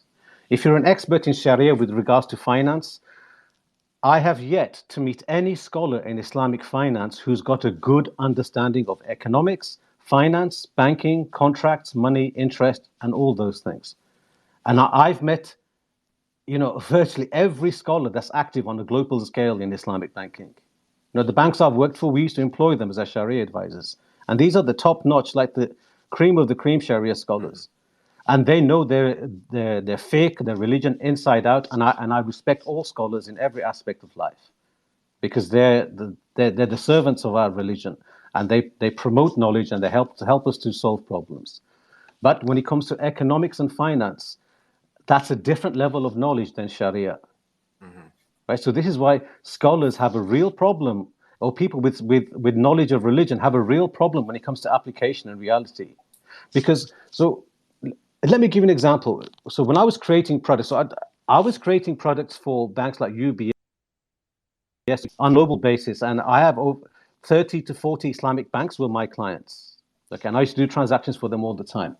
And I can guarantee you there was not one situation in my career when I sat with scholars and me as a banker, right? I wanted a particular outcome because I need to make money for my bank. We need to have contracts in place, and I get a bonus based on the profit I make for the banks, right? So, from a personal level, I have a particular outcome that I want.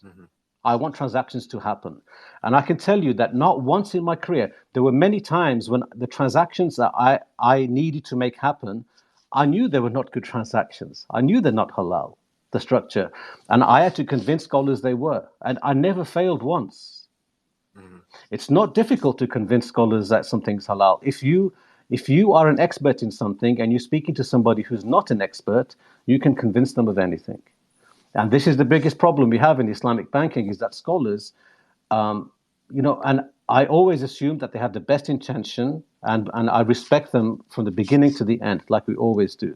But you have to question where they get their knowledge from, because somebody has to explain to them about banking and finance and contracts. And I'm not talking about Sharia, I'm talking about the reality. Somebody has to explain to them. And that's what the scholars make their judgments. Have you explained to them before? That was my job. I mean, I had scholars where I needed Sharia approval from them. So I had to explain everything to them. But like I said to you, I mean, everybody has their field. I'm an expert in my field. So I knew the outcome I wanted, and I knew the level of finance knowledge the scholars have. So based on that, it's very easy to get approval for anything I wanted. It's very easy. Have you So then when you listen, when you listen to people who are, Sorry? You said you explained to them in the past because you want them to approve all the products, right? Yes. Have you re-explained to them anytime before this? Re-explain after you resign from banking? Yes. So what are their comments? Can we know? In general, their comments are that okay, it varies. So sometimes they tell me that I'm wrong. Okay, which is fair enough. They can't tell me that I'm wrong, but it's strange. So not in terms of Sharia, because I never argue really in terms of Sharia, because that's an argument that will get you nowhere. That there are experts in Sharia and they have a role, right? I always argue in reality. And like I said, everybody has their role, everybody has their realm. So my realm of expertise is finance. And then when I speak to somebody and they tell me I don't know what I'm talking about, then that's interesting for me to hear that, right? It tells me more about the other person than myself. But the most common response I get is they agree. They know this, but what can we do? Everything's in place and it can't be changed. All right. Right? And so in my view, this is a poor answer for a scholar to give, because I think the scholars have the responsibility to change the direction. But one of the things we've done in Islamic banking, especially, is we've played a very good trick on the scholars, because we've brought them into the commercial aspect of operations. We've decided to pay them for their opinions, right? We hire them and we pay them for their opinions. So what that means is when all banks need to make profit, all banks need to lend money and they need to make profit. So if they hire a scholar, and they pay scholars because this is their job, they pay scholars, and if scholars were to take a stance that this is lending, it's riba, we're not going to approve it, there's only one thing that would happen, is that those scholars would get the sack. They would no longer have a contract with the bank. So the only scholars who have contracts with the banks are ones that will support what the banks want to do. Right? It's removing the platform from all the other scholars. And if you look outside of Islamic banking, right, there are a huge number of scholars who criticize Islamic banking. So I know, for example, in Malaysia, a few years ago, you've made the move from Bay al-Ina, for example, or BBA, across to Tawaruk al-Commodity Murabaha. This is the new generation. And I heard reference to the Bursa Suq al-Sila that you have, right? So this is I know it's been around for a few years. So this is like a new generation of things for you, moving away from Bay al-Ina. But to be honest, you guys are 10 years behind global Islamic banking. So in 2005, and between 2005 and 2008, the Islamic Fiqh Academy of the Organization of Islamic Countries, the OIC, based in Jeddah. They have Islamic Fiqh Academy. They made a pronouncement on tawarruq, on commodity murabaha, and they said it's riba and it's deceptive. Right? This was 15 years ago. Right, and this is what I can see is the basis of a lot of Islamic banking in Malaysia now. So there are lots of scholars outside of Islamic banking who are very clear that it's based on riba and it's a trick to hide riba. But the thing is, if you have a scholar with this position, are you ever going to see him being employed by an Islamic bank? You're never going to see him because he won't approve what the Islamic banks do, right? So what we have is we have a closed field of discussion. The only scholars who are active in Islamic banking are the ones who are generally paid by Islamic banks. And if you're paid by Islamic banks, you must approve their products, otherwise you have no job. And their products are all around lending. So then you will hear those scholars defending Islamic banking, right? So this is one of the ways that we've really abused our scholars. First of all, we've put them into commercial situations to do with contracts that are beyond their level of knowledge. And I'm being very frank. No matter what expert, Malaysia has some of the foremost experts in the world in Sharia, right? But it's easy to fool them. It's very easy if you know more than them. So we bring scholars into this field. We pay them money. We pay them money for positive approval, right? If they don't approve things, they don't get the job, and they don't get paid. So we put scholars in a conflict of interest, and this is, it's a real abuse that we're doing to the scholars. Okay. Thank you very much, Safdar. I think I will ask about this to Ustaz Raham. Kausar, if I may, I think if I may answer some of the points highlighted by Safdar. Inshallah in English lah, so that he'll understand. Boleh. Safdar, if I may, Safdar. First is that you mentioned that we don't have any scholars that are well versed in economics. I beg to differ with you because I know a few Sharia scholars that are Islamic finance expert who are also experts in economics, such as Sheikh Al-Ghari. He's based in Saudi Arabia. He have a PhD in economics from California University. So he's one of the main reference in Islamic finance today. That's the first thing, and then there's some like Sheikh Quradari, for instance. He have a background in accountant, and then when you say that we are fooling our Sharia scholars, I think it's an insult. Because from my experience dealing with Sharia scholars, be it from the Middle East and also in Malaysia, I can see that they are very diligent in their decision-making process. They will ask for documents from A to Z for them to see and for them to read and for them to understand. If they don't understand, they will call the management, they will ask, what is this?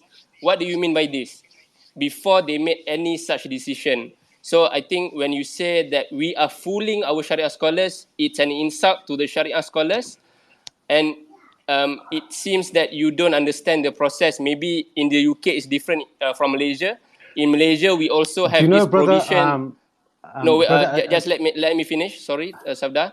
Okay. In Malaysia, we have this Islamic Financial and Services Act 2013, where in the act there is a provision that says that if a Sharia scholar made a wrong decision, made a decision that is not Sharia compliant, he can be sued up to 25 million ringgit or 8 years in prison. So it's a very strict provision. And also our appointment of Sharia scholars in Malaysia, the banks do not appoint the Sharia board, but the Bank Negara do. Bank Negara Malaysia, they have the authority to appoint our Sharia scholars that sit in each financial institutions. So I think the landscape of Sharia Islamic finance in Malaysia and in the UK is different. That's why I think you have such a wrong way of looking at it from your perspective. Thank you. Okay, go, Safdar. Jazakallah, brother, for your comments. I really appreciate your sincerity, and I think there's a good way to have a discussion on these things. But I have to say that in everything you said, you're wrong, right? So first of all, the scholars that you mentioned, I think you mentioned 2 or 3 names. Now these are the scholars I've worked with. These are the scholars who have had contractual relationships with the banks I've worked for, and they provided Sharia approval for the products. And I guarantee. So the scholars you mentioned are incredibly knowledgeable about Sharia, but they didn't have, and they don't. Every scholar, and I'm just not talking about 2 or 3 scholars, and I'm not surprised you think Malaysia is a special case and that my experience is limited outside of Malaysia. But I guarantee you, every scholar who's active in Islamic banking and is paid to give opinions, they're not, they can't be as expert as they think. And I'm not talking about Sharia, I'm talking about economics, not just economics, finance, banking, contracts, the monetary system. I'm talking about everything, right? Because you need to know everything to understand the nature of something, right? Like the example I gave to you, to everybody, if you're going to talk about a Formula One car, you're still talking about the color of it. This is what I'm hearing. So great, so you can be an expert in the color of the car, but that means nothing, right, about how the car works. And in terms of the UK and Malaysia, my roles have always been global. I've had immense dealings with scholars in Malaysia and the Middle East and in Europe and in Kazakhstan and in Turkey and in Brunei and in Singapore. But most of my work has been in Malaysia. So, when I make comments about Islamic banking, I'm not talking about UK or Saudi Arabia or Qatar or, somehow I don't know about Malaysia. There are many things that are different in the operations in Malaysia. There are slightly different Sharia standards. But, trying to have the position that Islamic banking in Malaysia is superior to Islamic banking anywhere else, it's not. It's not. I mean, there are many areas where it's better regulated. I do agree with that. The regulation is generally quite good, right? But to me, if we have a group of drug dealers in the UK who have a fantastic set of regulations, and they regulate who does what and what they're permitted to do and what the limits are, what the punishments are, the regulation doesn't matter if what you're doing is wrong. Right, and so you made the point, and I'm sure you're correct. So about the Sharia scholars, I know there's a Sharia Advisory Council which must approve everything, and these are not appointed by the banks; it's appointed by Bank Negara, and the banks have their own Sharia advisors. So the only thing you're moving are the goalposts, right? So if I'm saying that it's easy to get approval for anything that you want, the only thing that you're saying is the approval level is not at the bank; it's at the national level. So my point is, then it's worse. Right, then you can't say that the banks are operating in some way and riba is getting through the cracks. You're saying nationally you have an institutional setup that is promoting riba, right? So it's worse. Okay, thank you, Safdar. Mr. Arham, anything to add to that? Okay, Safdar, another point that I missed on your point about tawarruk from Majma' Fiqh. If we read it correctly, basically the tawarruk mentioned is tawarruk munazzam or organized tawarruk, which is not currently we are doing. We are not doing tawarruk munazzam, but to quote Syekh Ali Quradari, we are doing tawarruk mundabit. We have options to those who buy our commodity to sell it or to have possession of the bought commodity. So it is not as mentioned in Majma' Fiqh, which is haram. Yes, Majma' Fiqh clearly state tawarruk is haram, but the tawarruk they mention is tawarruk munazzam, not the tawarruk that we are practicing in Malaysia. Thank you. Thank you for explaining, brother. When we talk about commodity murabaha and tawarruk, this is it's the building block for modern Islamic finance. And the best way for me to understand how much somebody knows about the reality of Islamic finance is to talk about tawarruk, right? And and how you've explained it, I'm sure you're correct. There's a certain type of organization in tawarruk that if that organization is there, then the whole structure becomes haram, right? But if the transactions are not organized and they're all genuine, then they're permissible, right? So if for anybody to use that in defense of Tawarruk or the Bursa Suq al-Sila. This only shows one thing to me, and it shows that you don't understand how the market operates. The markets, all the transactions you mentioned are 100% organized. The only variable is that you don't know it, right? You don't know what you don't know. They are 100%. There's that I'm calling that to you visually and in videos exactly how they're organized, because like I said to you, my role was to build these contracts. I was not a consumer of these contracts at the end product, and somebody had to explain to me what went on. I was the one who worked with institutions to create these contracts, to create the flows, to understand what risks are involved and how the risks are managed. So even what Islamic banks see and what the scholars see, you only see the tip of the iceberg. You only see what people decide to explain to you. Right? There's a lot that you don't see. And this is why I go back to my analogy of the people who build a Formula One car. Safdar, can you there explain? is no transaction. Safdar, hello? Can you explain what we as customer didn't see? What you don't see. So the actual operations can vary a little bit in country by country. So let me give you an example of the kinds of products that these can be used for. So these can be used for a simple personal loan, for example, from an Islamic bank. Okay, so I'm just trying to think, without visuals, it's not easy to explain. So what often happens is that as a customer, you can be inserted into a series of transactions, and you will normally see two transactions, buying and selling of commodity or palm oil, or it can be, even laptops or computers or mobile phones, or whatever the assets are. But essentially, if you want to get a personal loan from a bank, then you're involved in buying a commodity and selling a commodity.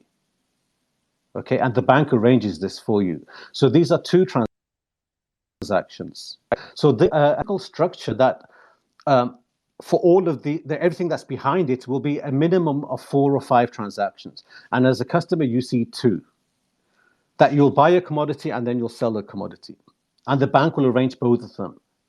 Right? So the bank itself will have at least two other transactions in the background that you won't see. And then there's transactions that the bank won't see. And a lot of bankers, the Islamic bankers, they don't even know about these other transactions because they only see the surface. So what you see as a customer, like you're buying a commodity, let's say, okay, I'm trying to do justice to the listeners, but so if you take a loan on 1,000 ringgit from a bank, right, and you take it for a certain period, and you agree with the bank you're going to repay 6,000 ringgit, right? So you can't take the loan of 5 and repay 6 because it's riba. So you will probably end up buying commodity from the bank, and you will pay them 6,000 ringgit in 1 year's time. It's a deferred sale transaction on a spot basis, right? It's an immediate purchase by you. So then what the bank will say to you is that we can arrange for you to sell this commodity, you've just bought it. We'll arrange for you to sell it to somebody else, and that party will give you 5,000 ringgit today, immediately. Which is what you want, right? You want the 5,000 ringgit loan today. So you agree to that, the bank arranges it. So you get your 5,000 ringgit today, and from the first transaction, remember, you have to repay the bank 6,000 ringgit in 1 year's time, right? So these are two on their own. They look like two legitimate sales transactions which correspond with the rulings of commercial law for sale transactions.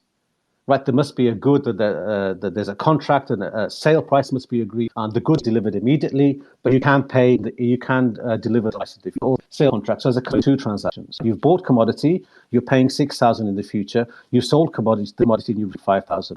Two transactions. So my point is, behind it, 3 or 4 other transactions that you don't see. Right.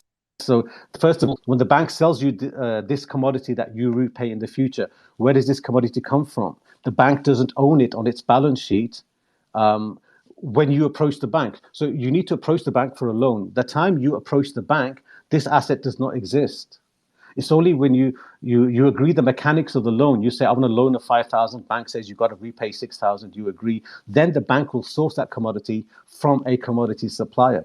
Only after you promise to buy it from the bank. Right? So these are not genuine transactions. So then the only difference is to what extent is the level of organization hidden from scholars. And listening to Brother Arham, it seems to me that they're doing a good job of hiding it from scholars. I mean, I know, and this was my job, to hide it from scholars. It's very easy to hide something when you speak to somebody who doesn't have the same level of expertise in your field. It's very easy. So then where does the bank source this commodity from? It sources it from a commodity provider who spends the whole business is to provide this to Islamic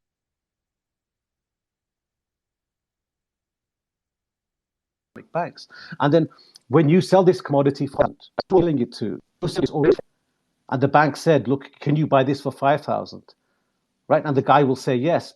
But where does he get his 5,000 from? He's not giving you a loan. So if you look behind the scenes, the person who you're selling the commodity to, they will have another agreement that will go round in a circle with the bank. Right? Because the bank is the one who has to give you the loan. So the bank will do other purchase transactions where the 5,000 ringgit goes from the bank to another commodity supplier, to somebody else, eventually to you. Because the loan can only come from the bank. So the only variable is, like the tip of the iceberg, how many transactions do the customer see? The customer sees 2, but there's 4 or 5 or 6 going on, right? And those are the ones that are organized. And these are the ones that the Sharia rules focus on. And it's the same if it's AOFI or if it's the Sharia rules that you have in Malaysia, which are generally quite good, right? They're generally well regulated. But my point is, if you regulate the tip of the iceberg, you're still missing the rest of the iceberg. Like, what's the point of regulating 10% of the risk? Is everything that's invisible is everything that has the riba in it, right? And you're ignoring that. Okay. Thank you, Safdar. Good explanation on tawaruk. So, apa yang hello? So by regulating just what you can see, it's just for show. It's just to show people we follow all these rules. You know, if it's not Sharia compliant, scholars can go to jail. But who says it's Sharia compliant? Agree.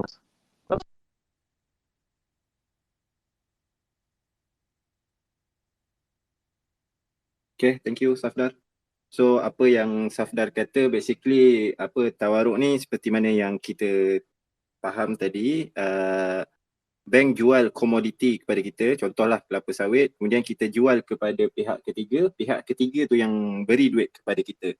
Tapi Safdar argue ada beberapa transaction yang disorok ataupun yang kita tak nampak sebenarnya. So mungkin Ustaz Arham boleh terangkan sikit bab ni sebelum kita move on to another topic. Okay, terima kasih. Saya nak jawab English ke bahasa Melayu? Tak kisah. Bahasa Melayu boleh bahasa Melayu boleh, maybe. Okay, tak apa. Alright. Okay, tak apa. So kalau perlu nanti saya jawab English lah. Tapi untuk untuk pemahaman yang mendengar ni, basically kalau korang perasan, Safdar tadi pun disebut it's a valid sale transaction. So kat situ yang kita sangat particular, yang penting requirement of a valid sale transaction tu berlaku, dan itulah concern syariah, tak kira jabatan syariah ataupun syariah komiti, dia akan tengok kepada perkara tersebut. Dan antara requirement ataupun antara ketetapan syariah lain adalah sebagai contoh, transaksi tersebut apabila berlaku ia perlu ikut turutan. Contohnya kalau kita beli, kita dah ada aset baru kita boleh jual. Dia tak boleh kita jual dulu kemudian baru kita beli. So itu antara benda yang kita tengok. And then selain daripada itu, kita juga perlu pastikan komoditi yang dibeli itu mesti ada di lokasi yang disebut. Sebagai contoh, kalau mungkin ada antara kita yang kerja bank, yang kerja di belakang office, dalam kita buat transaksi tawaruk ini, kita akan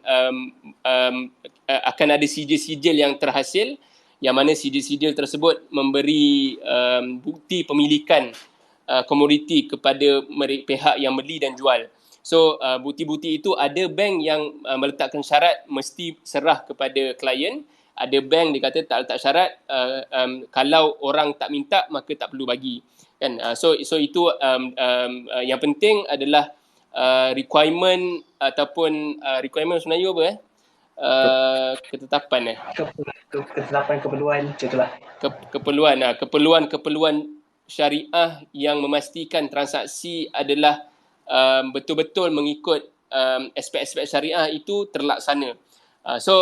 Benda-benda lain ialah memang ada argument yang kata bila mana kita buat tawaruk ni sebenarnya last kali kita menghasilkan hutang, dan itu yang angle ataupun dimensi yang nak dibawa oleh Encik Safdar tadi, yang mengatakan bahawa end goal ataupun end result dia sama je kan, sebab yang akan terhasil tu hutang. Tapi seperti yang saya sebut sejak awal tadi, ini adalah satu sistem yang mana sistem sementara, sebab kita tak jumpa lagi solution ataupun solusi untuk kita membantu orang lari daripada bank konvensional kan. So pilihan kita sama ada kita teruskan dengan sistem sedia ada Islamic banking ataupun kita biar orang pergi ke bank konvensional.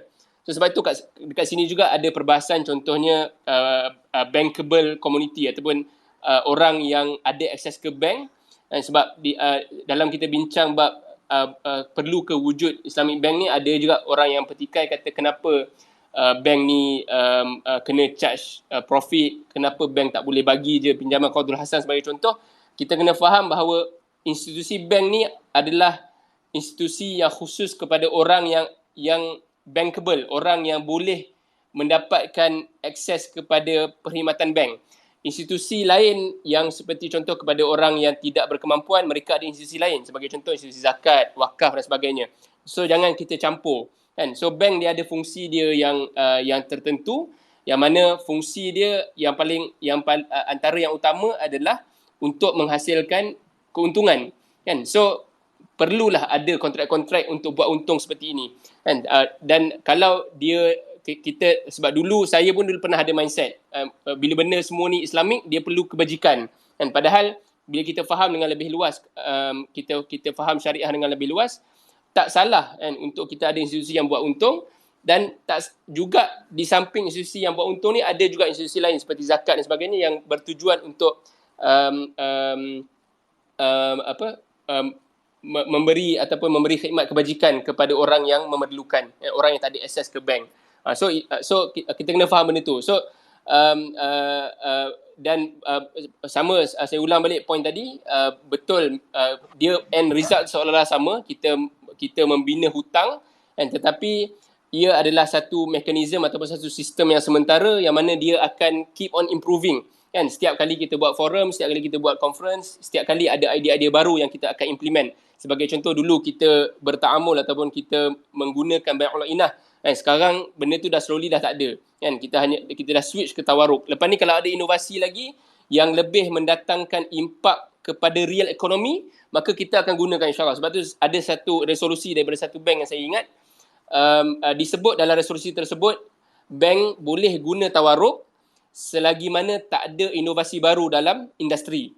So bila mana dah ada inovasi baru dalam industri, satu produk yang lebih mendatangkan impak yang sebenar kepada ekonomi, bukan lagi semata-mata hutang yang menjadi titik pertikaian kita pada malam ini, maka bank tersebut perlu bertukar kepada produk tersebut. So kena faham realiti situasi industri perbankan Islam ini, di mana kita menggunakan produk yang sedia ada, yang telah diinovasikan pun daripada dulu Bainah, sekarang tawaruk. Dan insyaAllah kalau lepas ni ada produk lain, and kita pun kita akan berpindah kepada produk tersebut.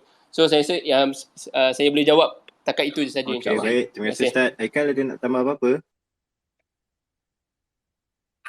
Ada, boleh tak? Boleh, silakan dulu. Nak cakap pasal yang tawaruk tu, macam Ustaz Arham cakap tadi lah sebenarnya, sebab sebenarnya semua transaksi direkod, dia bukan tersorok-sorok. Ini Tak tahulah macam mana pengalaman Safdar zaman dulu, tapi sekarang macam saya sebelum ni pun buat tawaruk, sijil tu memang ada. Saya boleh print lagi daripada application Bursa Surat Silap tu. Dia tak boleh nak sorok-sorok. Kalau back office pun memang mereka ada sijil-sijil tu. Dan kedua, macam apa Ustaz Arham cakap tadi, syariah dia macam kita cakap al-aslu fil asya' al-ibaha fil muamalah. Asal satu perkara tu dalam hal muamalat ialah harus. Jadi kalaupun macam apa yang diajukan oleh Safdar, iaitu ada transaksi-transaksi lain yang mungkin kita tak tahu, selagi mana transaksi itu sah dan kita kembali pada kaedah asal iaitu al-aslu fil asya' al-ibaha fil muamalah, asal bagi satu perkara itu harus dalam masalah muamalat, apa isunya? Kenapa korang jadikan benda tu macam sesuatu yang sampai nak kata benda ni deceptive lah apa. Lepas tu nanti masuk bab hiyal yang saya ulas tadi. Itu buat bahasa hiyal ada perbahasan. Sama ada adakah dia haram mutlak ataupun ada hiyal yang dibenarkan, dan jumhur ulama kata ada hiyal yang dibenarkan. Tapi itu cerita lain sebenarnya. Saya saja bawa tadi sebab nampak tak? Sebab saya faham poin orang yang menentang Perbankan Islam, dia orang akan kata semua ni cubaan untuk menipu ataupun nak memperdayakan Tuhan. Tapi sebenarnya perbahasan hiyal ialah perbahasan yang panjang. Kalau nak tahu kena buka sesi lain, tapi sebenarnya kena talaki lah benda ni sebab topik hiyal ni sebenarnya topik yang advance. Saya buka kelas muamalat basic pun korang semua berkira, tak apa lah. Komplain pula aku kan. Astaghfirullahaladzim, tak baik aku ni. Cuma nak kata kat sini, dia bukan semudah kata benda boleh sorok, benda boleh tipu, tak. Itu satu. Kemudian seterusnya pengalaman saya lah. Dia nak kata di Malaysia, saya tak tahu dekat tempat lain ini pengalaman saya sendiri, pengalaman saya lah. Di Malaysia, biasanya penasihat syariah kita bukan tukang cop je lah. Macam Ustaz Arham cakap, dia sebenarnya dia akan review semua benda. Dan lagi satu, Allahumma salli ala sayyidina Muhammad, ada sampai macam bekas bos saya cerita lah, Ustaz Aiman dia cerita, pernah dia pergi buat meeting dekat bank, management duk push, kenapa tak boleh, syariah sekolah kata tak boleh, benda ni haram, benda ni macam ni ada masalah macam ni. Duk buat, dia duk kata apa, benda ni kan baik, apa salahnya kita nak bantu orang ni, ada semua syariah sekolah apa, penasihat syariah semua kata tak boleh, masalahnya macam ni, ada masalah kat sini, maksudnya dia orang kan kencok. Dan sepanjang pengalaman saya dalam syariah consultancy pun, kita orang memang bukan tukang cop. Macam contoh, ada isu kecil dulu masa ada satu company datang dekat kita orang nak minta kita orang sahkan produk dia orang sebagai syariah compliant. Benda sekecil-kecil macam apa? Kau masuk dalam trustee account konvensional. Itu pun kita orang dah titik dah. Benda kecil macam tu. Bukannya dia masuk park sekejap tak dapat interest, tak dapat apa. Pun kita orang dah titik, ni tak boleh. Benda kecil-kecil macam tu tau, bukan benda yang besar-besar. Jadi untuk tuduh para penasihat syariah kita sebagai tukang cop tu, saya kira agak biadab sebenarnya, dan agak biadab, agak kurang ajar, dan agak bodoh lah. Saya maaf, saya terpaksa saya terkeluar bahasa kasar, tapi hakikatnya mereka bukan tukang cop. Dan mereka bukan tukang angguk. Dan kalau tengok dalam IFSA pun, ada had untuk pelantikan sebagai penasihat syariah. Betul kan saya Ustaz Arham? Kalau saya tersilap, saya mungkin dah terlupa sikit sebab saya sekarang bukan lagi bahagian syariah advisory. Tapi memang ada had untuk penasihat syariah dalam satu bank. Diorang bukan boleh duduk indefinitely pun. Jadi, there's no point for them to impress lama-lama sebab diorang bukan boleh stay sampai 20 tahun, 30 tahun. Maksimum 9 tahun kalau saya tak silap untuk satu bank. So, there's no reason for them to alah tak apalah, nanti kalau aku jaga ni nanti dia extend aku punya lagi. Tak ada. Memang dah ada regulation tu, semua ada.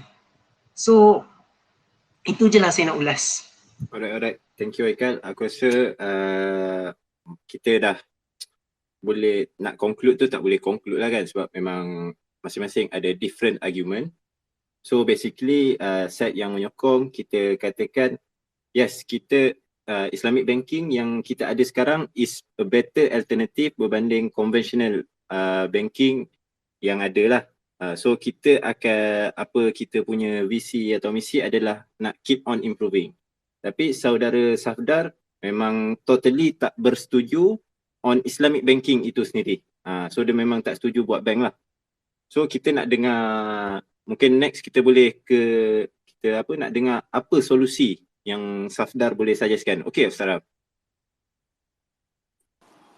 Boleh, cuma saya ada satu point lagi saya nak share pasal yang bank Islam mahal tu.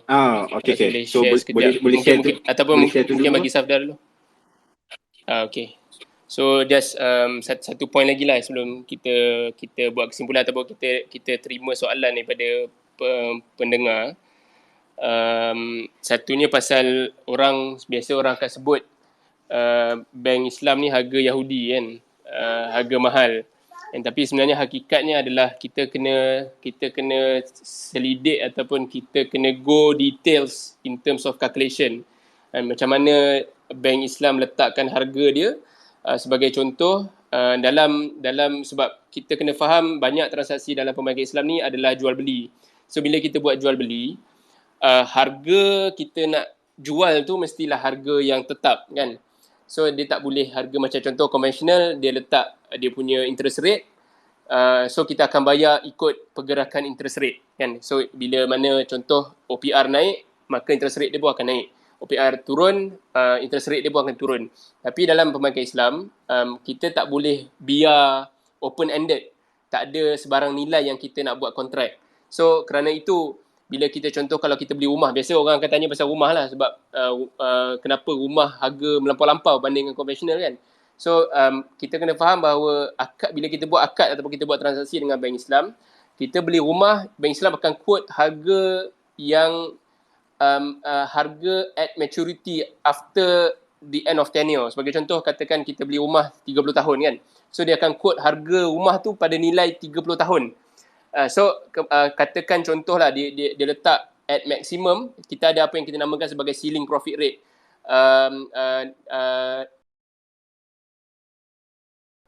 Nilai ataupun kadar untung ceiling. Dan contohnya dia quote setiap tahun 10%. Kan? So bayangkanlah 10% darab 30 tahun kan. So confirm angka dia akan tinggi. Tapi hakikatnya itu adalah apa yang dikontrak ke atas kertas. Tetapi bila dia charge kita untuk kita bayar installment tu, dia akan charge kita ikut prevailing rate. Apa rate semasa setiap bulan. So kalau ikut rate rumah ni biasa dalam 3.5%. So itu adalah rate yang dia akan charge kita setiap bulan. Di akhir tempoh dia akan bagi kita ibrok. Dia akan bagi kita ibrok ni dalam bahasa Melayu adalah diskaun. Dia akan bagi diskaun, dia akan tolak harga yang dia pernah akad dengan kita pada awal 30 tahun dulu. Masa kita nak buat settlement, dia akan tolak apa yang kita dah bayar, dan itulah nilai ibrok yang dia akan bagi kat kita. So kalau kita kira balik, dan kalau kita compare dengan elemen yang contoh bila mana perbankan Islam ni tak ada late payment, interest dan juga compounded tadi, barulah kita dapat appreciate bahawa lebih untung kalau kita buat financing dengan Islamic Bank. So itu mekanisme yang kita perlu faham, dan juga cerita di sebalik penetapan harga yang tinggi yang ramai orang komplain lah kan.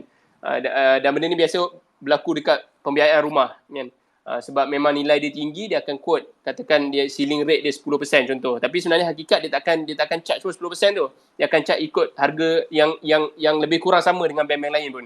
Kan 3.5 ikut rate rumah ataupun ikut kadar risiko kita lah. Kan, wallahualam. Okey, baik, terima kasih Ustaz. So sekejap lagi selepas ni saya akan tanya soalan terakhir kepada Safdar. Kemudian saya open untuk Q&A session. So boleh request to speak kalau ada nak tanya terus kepada speaker-speaker kita pada malam ni. Okay, so Safdar, I have one last question before we opening for the Q&A session. So as you said, Islamic banking is totally riba, right? So for me, Yes. let's say I want to buy a house, or I want to personal loan or buy a car. What are the alternative for me?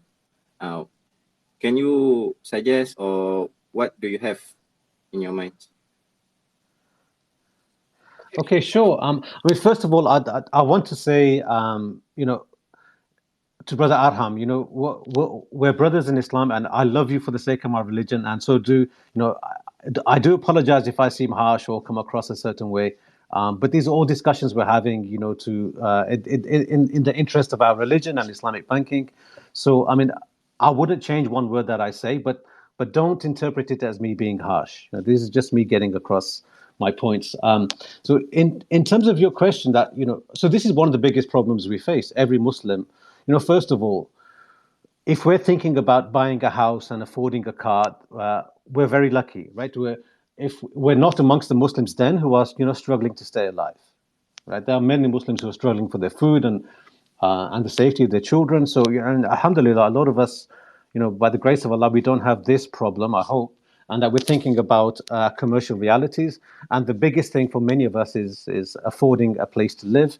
And so there are really no good solutions for buying a house without a bank. In the UK, there are some schemes now that are being set up outside of banks. If you go to a bank, you have to get a loan and you have to pay interest, Islamic banking or not. So there are some institutions in the UK that are not banks, they're financial institutions, but they're entering the home finance space in a collaborative manner. Right? I don't think any of them are really Islamic, but they're doing equity partnership, home ownership, where the money, and this is important, the money is not from a bank. It's from investors who will put money into the property jointly with you, and you own the property jointly and you pay rent.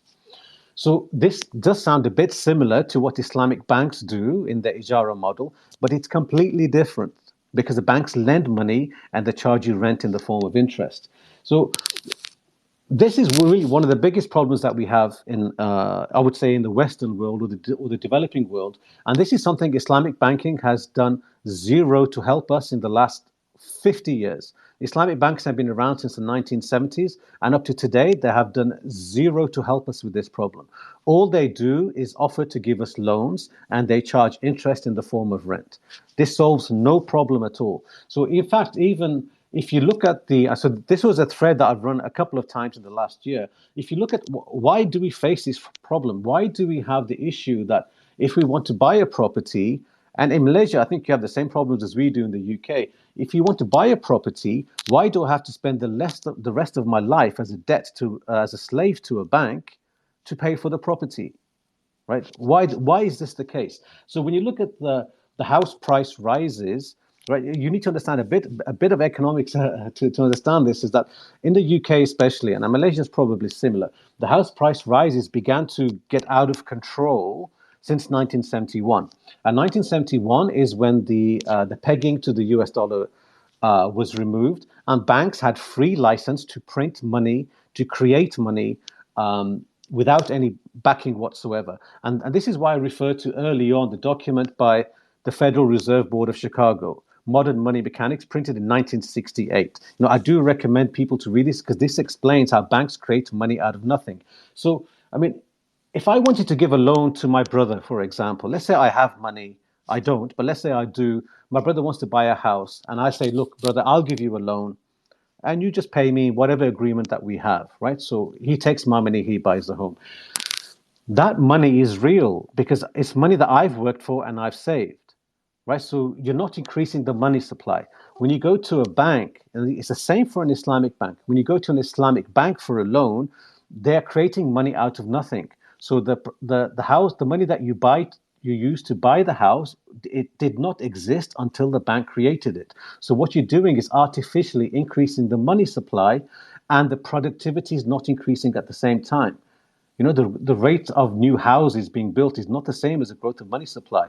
And this is economics 101 is you'll get inflation. Money supply is increasing more than the rate of houses. You get inflation. And so look at some charts, and I've done a few threads over the months, the last couple of years, where you look at the house prices compared to money supply. And money supply comes from bank lending. In the UK, 97% of all the money supply in the UK is created from bank lending. It's not printed by the government. In Malaysia, I looked at some numbers. I think around 5% of all the money supply in Malaysia is printed by the central bank, cash and notes. Where does the rest come from? It comes from central banks giving loans, or commercial banks giving loans, like home loans. So, and the reason I'm explaining this is that buying a home is one of the biggest problems we have. As long as we're alive and we have food and our families are safe, then crime is one of the biggest ones. And this problem is created by banks. And Islamic banks are doing exactly the same thing. So when we say we have to go to Islamic banks for loans to buy the property, well, we probably do, but they're the ones who created this problem. You know, it's a very circular argument. So the first thing we need to do, we really need to get rid of Islamic banks. To say that, you know, they're here and they can slowly adapt to do something that's a bit better, you know, it's an argument I completely reject. You cannot start with a basis of haram. Riba is haram.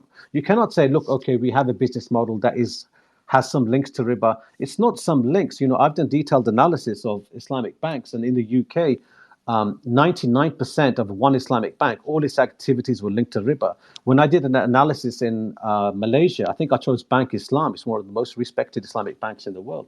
98% of every single thing Bank Islam does is linked to riba.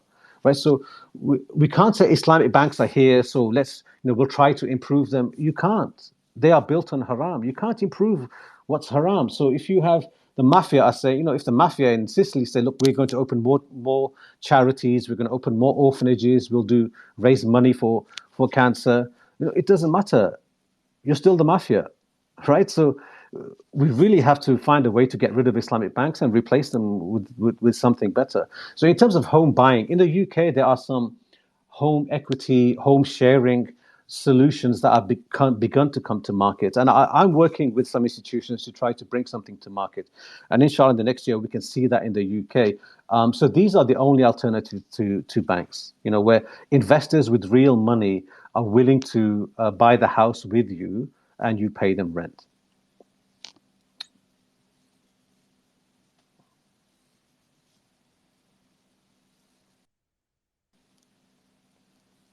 Hello, are you finished, Safdar? Yes, I have. Okay, thank you. So now we open to Q&A session. So kalau ada sesiapa ada soalan, boleh request untuk bertanya. Sementara tu saya baca apa yang ada di DM sekejap lah. So ada orang tanya, Simon nak tanya, bolehkah wujud sebuah entiti sah di Malaysia yang memberi pinjam tanpa tambahan pada prinsipal? Sebab skala kecil sudah ada seperti pinjaman beasiswa pelajaran MARA. Mengapa tidak dijadikan skala besar tanpa terikat dengan regulasi bank? Terima kasih. So mungkin Ustaz Arham boleh jawab. Kau sah nak jawab soalan tu? Boleh, sila. So dia open kan? Open. Dia sebenarnya dari segi regulasi, dia sebenarnya kalau kita tengok bukan bank negara saja tau yang regulate lending. Kalau macam siapa yang baru-baru dengar berita hari ni yang bikin sakit hati kan pasal KT halal orang kata tu kan, itu bawah KPKT. Lepas tu kalau siapa yang ambil pinjaman koperasi, pembiayaan koperasi atau pinjaman koperasi, depends on kau ambil produk apa, itu bawah Suruhanjaya Koperasi Malaysia, bukan bawah bank negara pun. So sebenarnya memang boleh, betul, memang boleh. Saya setuju, sebenarnya memang boleh. Dan banyak option, dan kalau korang nak usahakan pun boleh. Dan cuma masalahnya bukan pada sama ada boleh atau tidak. Persoalannya siapa yang nak offer. Itu persoalan yang pertama. Sebab daripada pengalaman saya lah dalam syariah konsultasi, waktu tu kita orang tengah ni berdasarkan apa yang saya punya pengalaman lah, cerita dengan a few people in the industry. Dia orang kata apa tau, kalau tak ada profit macam mana nak survive? So you see, dia masalah dia sekarang ni bukan pada sama ada boleh atau tidak. Boleh tu memang boleh. Persoalan sekarang ialah siapa yang nak bagi. Dan persoalan ni dia bukan persoalan yang mudah untuk dijawab. So persoalan ni sebenarnya dia kena back to root. Kita kena betulkan balik mindset semua orang, akidah semua orang. Kena bersihkan hati semua orang, dan benda ni kita kena akui take time. Dia bukan instant solution macam tu. Dan kalau saya cakap benda ni, ramai orang tak suka. Jujur cakap, ramai orang tak suka sebab orang nak quick solution, quick fix. There's no quick fix. Nabi nak dakwah, nak betulkan masyarakat pun 23 tahun. Kena ni Aikal. Mana? Kena ramaikan orang kaya Islam lah. Betul. Banyak duit. Yes. Kita kena bina kekuatan diri dulu. Kita kena start small dan ubah slow-slow. Nabi nak bina kekuatan umat ambil masa berbelas tahun. Engkau tiba-tiba nak quick fix. Is that logical? Okey lah, mungkin orang akan dengar saya macam harsh, tapi saya bukan nak jadi harsh, but I'm trying to instill some logic thinking to you guys so that you guys realize that it's not just about salah ke orang. Sometimes kita sendiri yang kena ubah diri kita dulu sama-sama, dan saya juga sebenarnya tengah kutuk diri sendiri. Saya cakap ni sebenarnya tengah kutuk diri sendiri, bukan saya nak marah semua orang, tak. Sebenarnya lebih pada mengutuk diri sendiri sebenarnya. Sebab we talk about change but we are unwilling to change. Platform kalau nak bagi Kod Hasan memang tak ada masalah, tak ada larangan, dan bukan semuanya mesti duduk bawah bank negara. You can either go to via KBKT ataupun koperasi dan lain-lain. Yes? Kod Hasan tu mungkin orang tak faham, mungkin boleh jelaskan sikit. Kod Hasan tu basically pinjaman yang betul-betul pinjaman, bagi 100 dapat balik 100. Itu jawapan daripada saya lah. Mungkin Ustaz Arham nak tambah ataupun nak komen.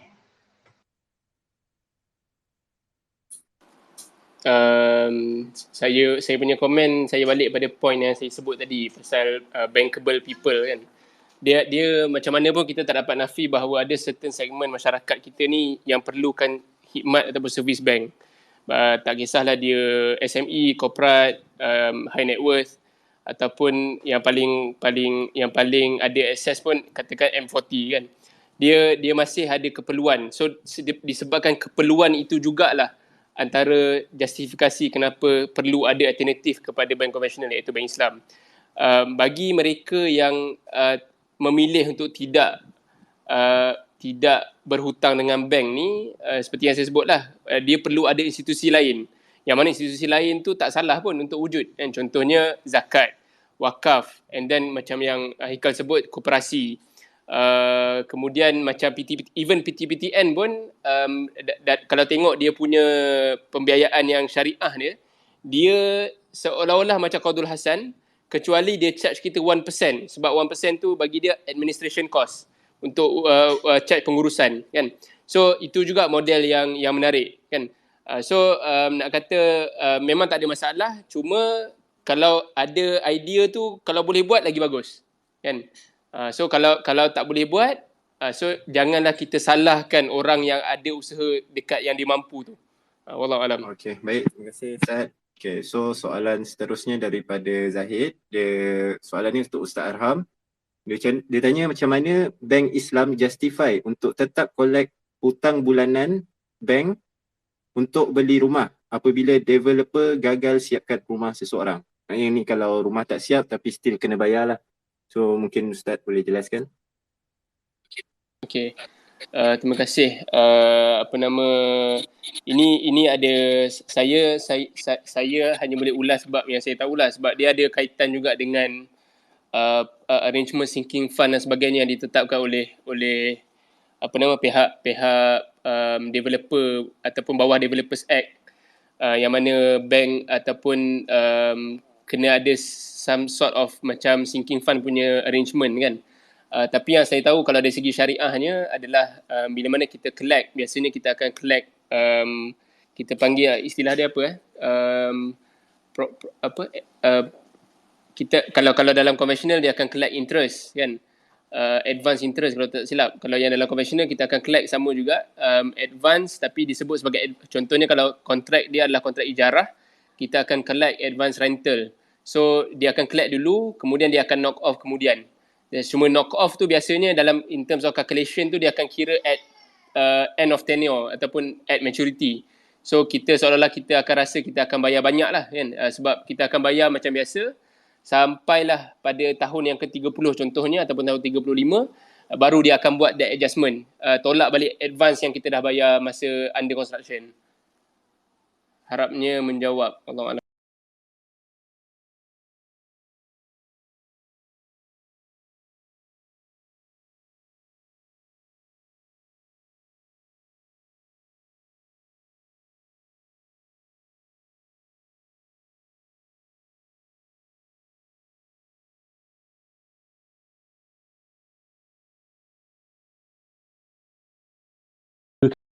That's a real shame for you.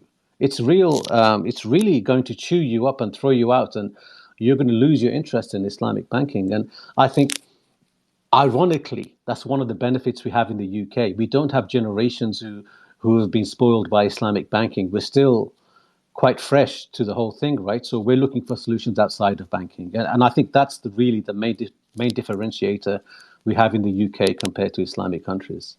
Alright, thank you Safdar.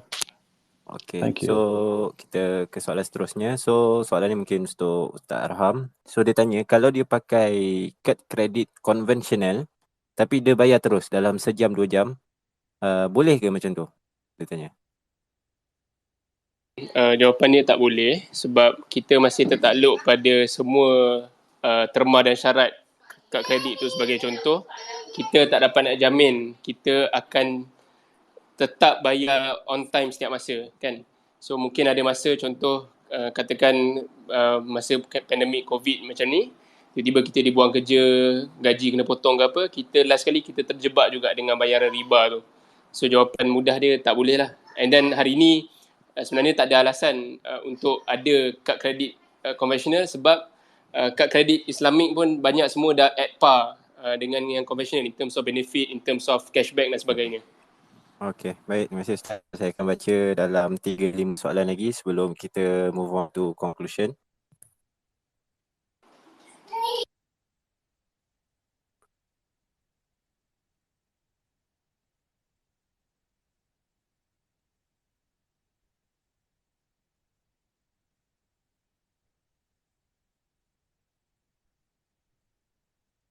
So, next kita ada soal pasal kripto. So maybe Safdar akan jawab dan maybe Ustaz Arham boleh jawab juga. So adakah kripto ataupun Bitcoin ni mampu merubah industri perbankan ni sendiri? Nak tanya Safdar dulu ke? Maybe Ustaz jawab dulu. Lepas ni saya tanya Safdar. Okay, so jawapannya saya pun tak tahu. Kita sebab satu, kripto ni benda yang baru start dibincangkan sejak akhir-akhir ni. Kan lagi-lagi masa pandemik, orang ada access cash and then takut masuk stok and then dia cari tempat nak letak duit, letak dalam kripto. So kalau kita tengok pergerakan contoh macam Bitcoin pun very volatile kan. Pernah naik dulu 300,000, sekarang ni harga dah 150, 160. So disebabkan volatility tu, ramai yang agak pesimis tentang masa depan kripto ni kan, sebab dia susah kita nak jangka dia punya pergerakan dan juga dia sangat orang kata apa, dipengaruhi oleh individu-individu ataupun syarikat-syarikat tertentu kan. Bila mana diorang buat keputusan beli ataupun jual, harga dia terus menjunam ataupun mencanak kan. So disebabkan itu susah nak kata kripto ni ada masa depan ke tidak. Tapi sekadar satu pesanan, sebab kita hari ni SAC ataupun Syariah Advisory Council, Securities Commission dah buat keputusan bahawa ada 3 platform yang kita boleh guna dan untuk trade kripto. Dan banyak juga soalan saya dapat, boleh tak guna Binance sebagai contoh kan. So jawapan saya biasanya adalah satu, kalau boleh gunalah platform yang dah diperakui oleh SAC kita, sebab dari segi proses membuat keputusan tu mereka akan tengok individual coin. Sebab dari segi kripto ni dia ada banyak dekat dunia, ada dalam hampir 1,000 jenis kripto kan. Ada yang di sana shitcoin, dan ada juga di sana yang mana platform yang dia claim untuk dia beli certain kripto tapi sebenarnya tidak, dan akhir sekali platform tu hilang. So benda-benda macam ni menimbulkan kerisauan dan menimbulkan keperluan untuk kita kalau boleh nak beli kripto, beli tapi gunalah platform yang yang dikawal selia, platform yang diperakui oleh kerajaan Malaysia lah kan. So itu je lah nasihat saya untuk kripto. Okay, baik. Terima kasih Ustaz. Safdar, a question for you. So from the listener, what are your takes on crypto? Is it going to revolutionize banking? Okay, that's a great question. So when I look at crypto, I only look at it through one lens, right? There's only one criteria, and that is it going to support riba or is it going to fight against riba? Now, 99.9% of crypto is just neutral, right? It makes no difference that it can be used for riba, it might not be used for riba. That and also the creators of the crypto with the white papers, they don't care about riba because it's not forbidden for them, right? So for those kinds of coins, I have no interest in them because it's just technology. It's, it's something new and it's interesting. So there's only one crypto that was created to fight riba, and that's Bitcoin, right? So I have no other interest in Bitcoin. I'm not a Bitcoin maximalist, but the only thing I like about Bitcoin is that even the creator of it, Satoshi, they have the first Genesis block, the first transaction that was done, and he put code in there, and the code talks about banks, the damage that banks do through riba. And that's in the very first code, the block that was included in the first transaction. So this tells me that the creator of Bitcoin and the way the Bitcoin structured is designed to fight riba, and it's designed to fight banking. So you notice how there's a connection, right? That it's designed to fight riba and designed to fight banking because they're the same thing. So, this goes back to my whole point. You can't have an Islamic bank. It makes no sense. So the only crypto I'm supportive of is Bitcoin. But we have an issue with, the issue is that it's volatile. The price goes up and down a lot. But everything about Bitcoin is designed to fight riba. And that's why I am a fan of the technology behind Bitcoin. All the others, Ethereum is one that has some, not the token, but the platform. The Ethereum platform is interesting based on smart contracts and blockchain. But virtually every other crypto, and there's about 8,000 of them, I think virtually every other crypto is just a waste of time. It's not interesting for Muslims. The only reason Muslims are interested in them is just to make quick money from them. That's all we want to know. Is this halal? Because my friend made 5 times profit on it. Is it halal? Can I invest in Dogecoin? Can I invest in SafeMoon? Often Muslims were our own worst enemies, and in this space we're pretty ignorant. So if I had to recommend to somebody, I would say don't invest in anything. But if you want to support one thing, support the one token that fights riba, and that's Bitcoin. So if I see one token that can work, I really hope it's Bitcoin, and I think it's the only serious one in the world that I see. And I'm a big fan of it only for one reason: it really fights riba. And if you don't see this connection, then I really suggest that you find out more about Bitcoin, how it's created, and the fact that it's limited in scarcity, and how it's created by proof of work. It's not created by thin air by banks like fiat money. And so one reason, because it's a direct threat to banks, this is why banks are very resistant to Bitcoin, right? They're not so resistant to all the other crypto, but they're resistant to Bitcoin because they can't control it. It's something out of their control, and they can't create riba from it very easily. And so this is why Islamic banks, now we get to Islamic banks, which kind of fit in the space with Islam and banking, they're going to have a real problem with Bitcoin. They can't support it because Bitcoin is establishing to take business away from banks. And this is where we see scholars who have connections with Islamic banks, they're in a real conflict of interest, right? Because they can't outwardly be seen to support Bitcoin because Bitcoin has really, they've really claimed banks as their enemy. But to summarize, crypto is a fascinating space. The vast majority of it is a waste of time for Muslims. It's just like going to the casino. And the only one I hope leads to something good is something like Bitcoin. Alright, thank you Safdar. Okay, so saya akan baca lebih kurang 4 soalan lagi sebab kita pun dah hampir 3 jam before kita go for conclusion. Ya, saya pilih soalan.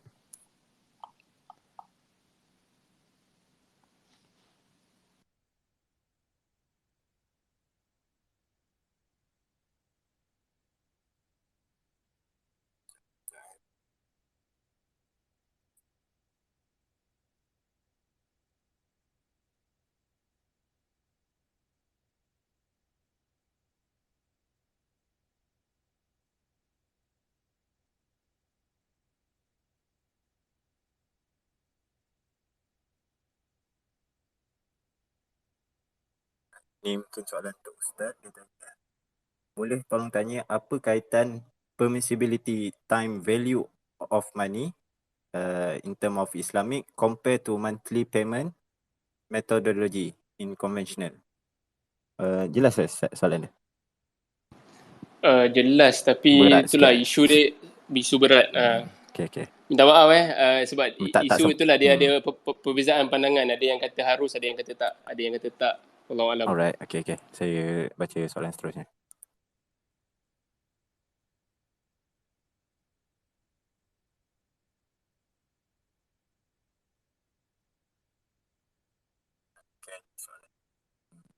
So dia tanya, while I'm agree that the function of the bank is to generate profit via lending to survive, while the Islamic banking benchmark their pricing to overnight rate, for example in Malaysia is CLIBOR and LIBOR in UK.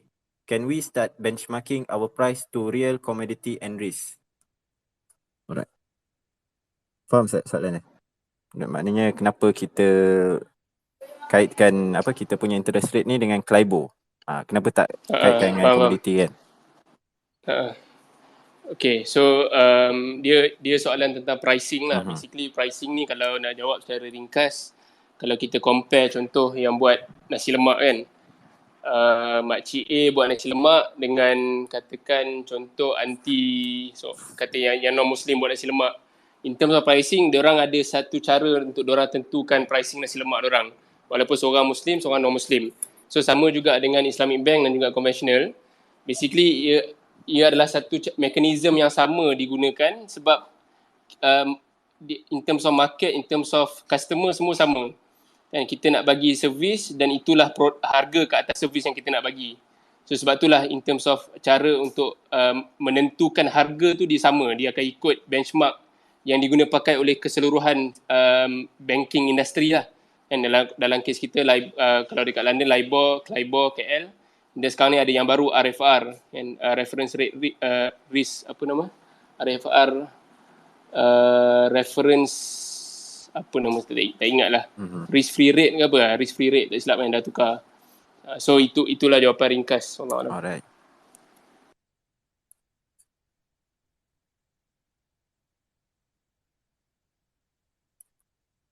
So soalan seterusnya, apa maksud takwid dan gharamah dan apa beza keduanya?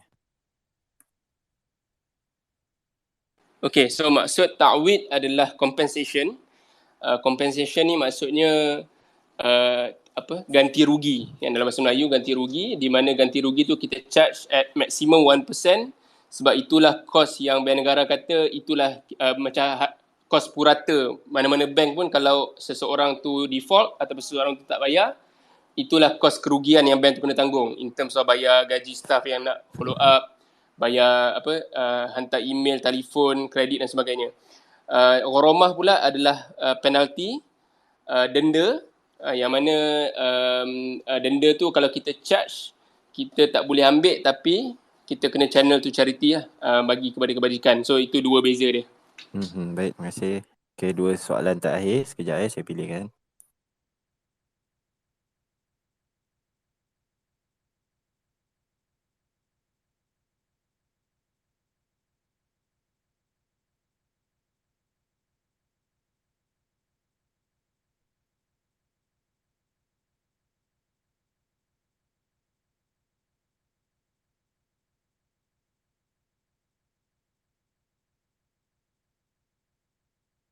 Soalan untuk Ustaz Rahab.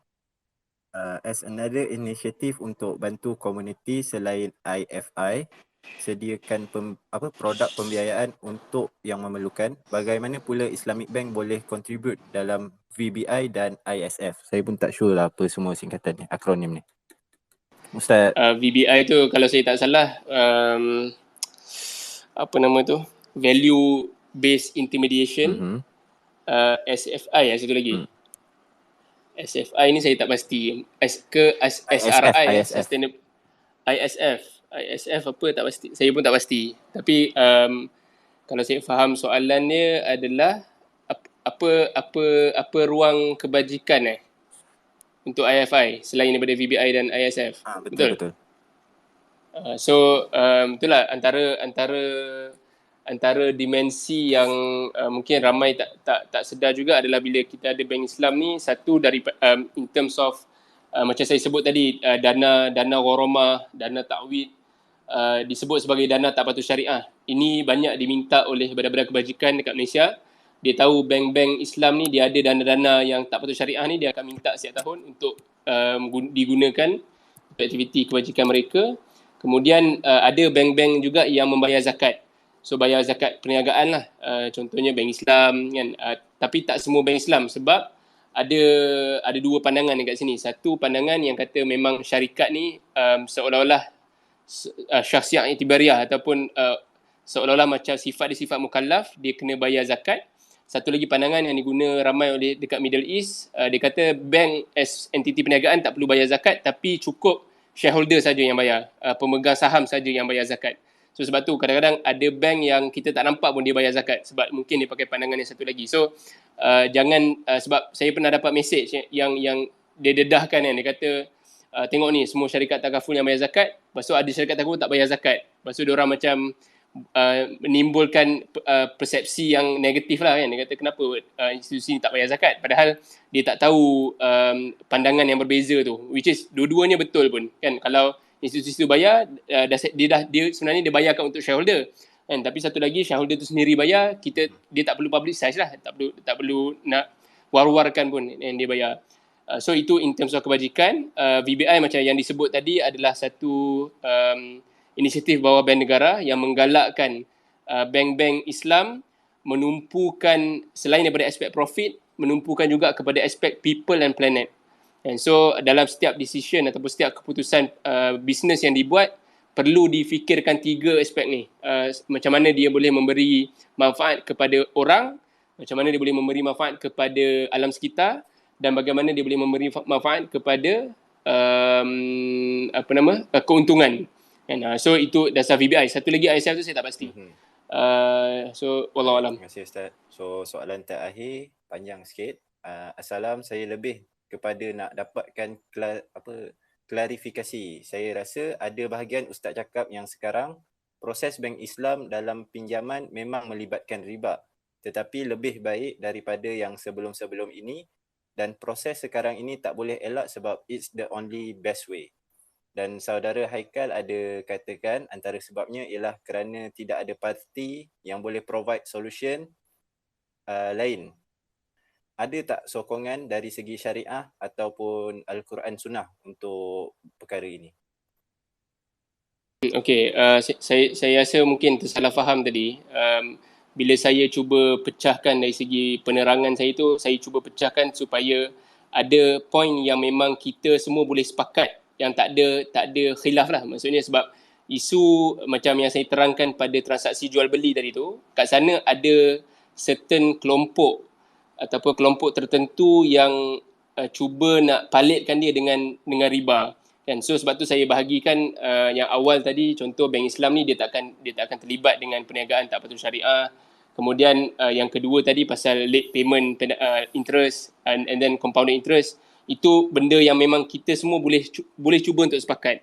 Kemudian benda yang kita mungkin susah nak sepakat, macam tadi perdebatan saya dengan saudara Safda semua, adalah benda di mana kita buat jual beli kan, tapi ada yang golongan mereka ni kata jual beli yang kita buat tu tak ada bezanya dengan loan yang conventional bank bagi. So itulah bagi kalau nak jawab ringkas soalan tadi, saya boleh kata bank Islam semuanya patut syariah, tak ada elemen riba kan. Tapi kat luar sana adalah golongan-golongan yang dia masih nak cuba memalikkan jual beli yang kita buat ni dengan elemen riba juga. So kita tak boleh nak lawan, tak boleh nak kata apalah kan. Cuma ayat yang saya sebut tadi, surah Al-Baqarah, Allah sebut dalam ayat yang bermula dengan allazina yaquluna riba la yaqumuna illa kama yaqumul ladzi yatakhabbathu syaitanu minal mas dzalika bi annahum qalu innamal bay'u mithlu riba wa ahallallahu al-bay'a wa harrama riba.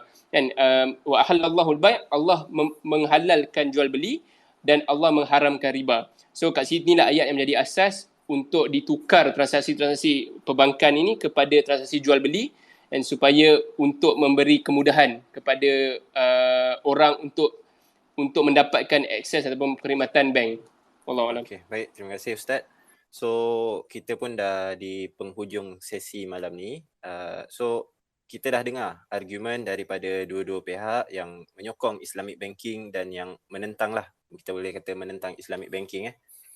So dua-dua ada pandangan masing-masing, ada hujah masing-masing. So saya tak nak concludekan apa-apalah, sebab memang kalau kita nak cari satu titik tengah yang kita ada adalah semua orang bersetuju kita nak a better alternative, nak jadi a better Muslim, nak elakkan riba apa semua ni. Itu kita semua boleh setujulah. Dan kalau saya tengok kedua-dua pihak, yes, yang menyokong Islamic banking dia pun setuju. Kita cuba sentiasa mencari alternatif yang lebih baik. Dan saudara Safdar pun kata dia pun sedang mencuba membina alternatif kepada Islamic banking. Dan kalau kita tengok memang ramailah. Kalau kita tengok pendengar malam ni, tadi kita mula lebih kurang ada 900 lebih, so dah crash 2 kali, masih ada 300 lebih orang mendengar. So memang orang kita ada kesedaran. Itu yang paling penting lah pada saya. Ada kesedaran nak mencari yang halal. Itu paling penting. So saya nak bagi peluang kepada dua-dua panel untuk buat conclusion. So saya mungkin bagi kepada saudara Safdar dulu. So Safdar, can you give the conclusion for our session tonight? The final word. Okay. Okay. So thank you. The final word I would say is that Muslims all over the world, including Malaysia, we have a real passion for our religion, and we see the problem with finance and riba. Islamic banking is absolutely the wrong way to go about it. The longer we take to realize that, the more capital and the more human lives we're going to waste in Islamic banking. Because everybody who's involved in Islamic banking, it's the wrong platform for you. It's the wrong platform for Muslims. So the sooner we realize it, the sooner we can actually move to something productive. And so this is why I'm a fan of fintech, because we get a lot of new generation of entrepreneurs and thinkers and tech people who don't have the baggage of banking, to move into the finance space. And also, I'm always a big fan of education, and especially for Muslims. Much of the Islamic banking space has its power because they always tell us that we don't understand either the Sharia, or we don't understand riba, or we don't understand the contracts, or we don't understand Islamic banking. Now, that is all false. The Sharia is very simple in commercial law. In Islamic commercial law, it's very simple. The contracts are very simple, and banking is very simple. The only reason they want to complicate it is because they want to intimidate us into having an opinion. But my comments to all the Muslims here is, educate yourselves about banking and finance and the fiat monetary system and credit creation. And once you educate yourselves about that, you will have no doubt that banking is haram from beginning to end. And Islamic banking is the wrong place to be. There's so much for us to do in this world, in the space of finance.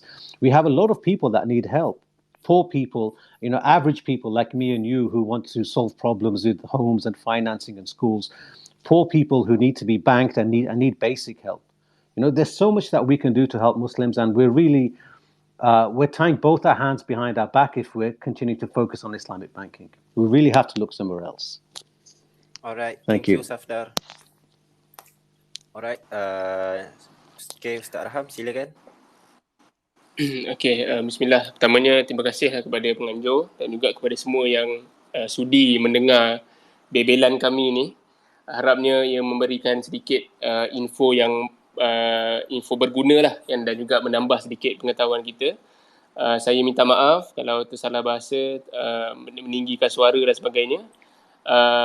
Sebagai penutup, saya ingin katakan bahawa untuk kita selalu bercita-cita untuk jadi debt free dan bebas hutang, dan itu adalah cita-cita yang betul lah kan, even saya pun kan. Tapi kalaulah kita terpaksa berhutang, janganlah kita pergi ke perbankan konvensional yang memang jelas ada haramnya, dan pergilah ke perbankan Islam kan.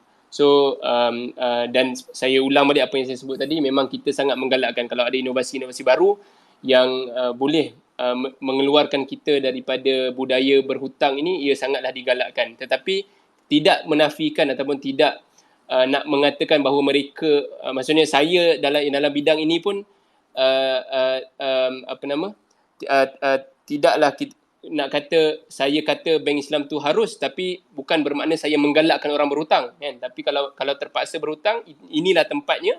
Janganlah kita pergi ke bank konvensional, dan janganlah pula saya minta maaf, saya terpaksa betul terang, saya sangat tak setujulah kan, bila mana dicakap bahawa seolah-olah apa yang kita dah ijtihadkan, apa yang kita dah bincangkan, resolusikan oleh ulama-ulama antarabangsa dan juga Malaysia ini, last kali kita kata seluruh perbankan Islam tu adalah tak patut syariah kan. Ini bagi saya sangat tidak boleh diterima lah kan. So for my brother Safdar, I'm very sorry for maybe I have raised my voice a little bit to you.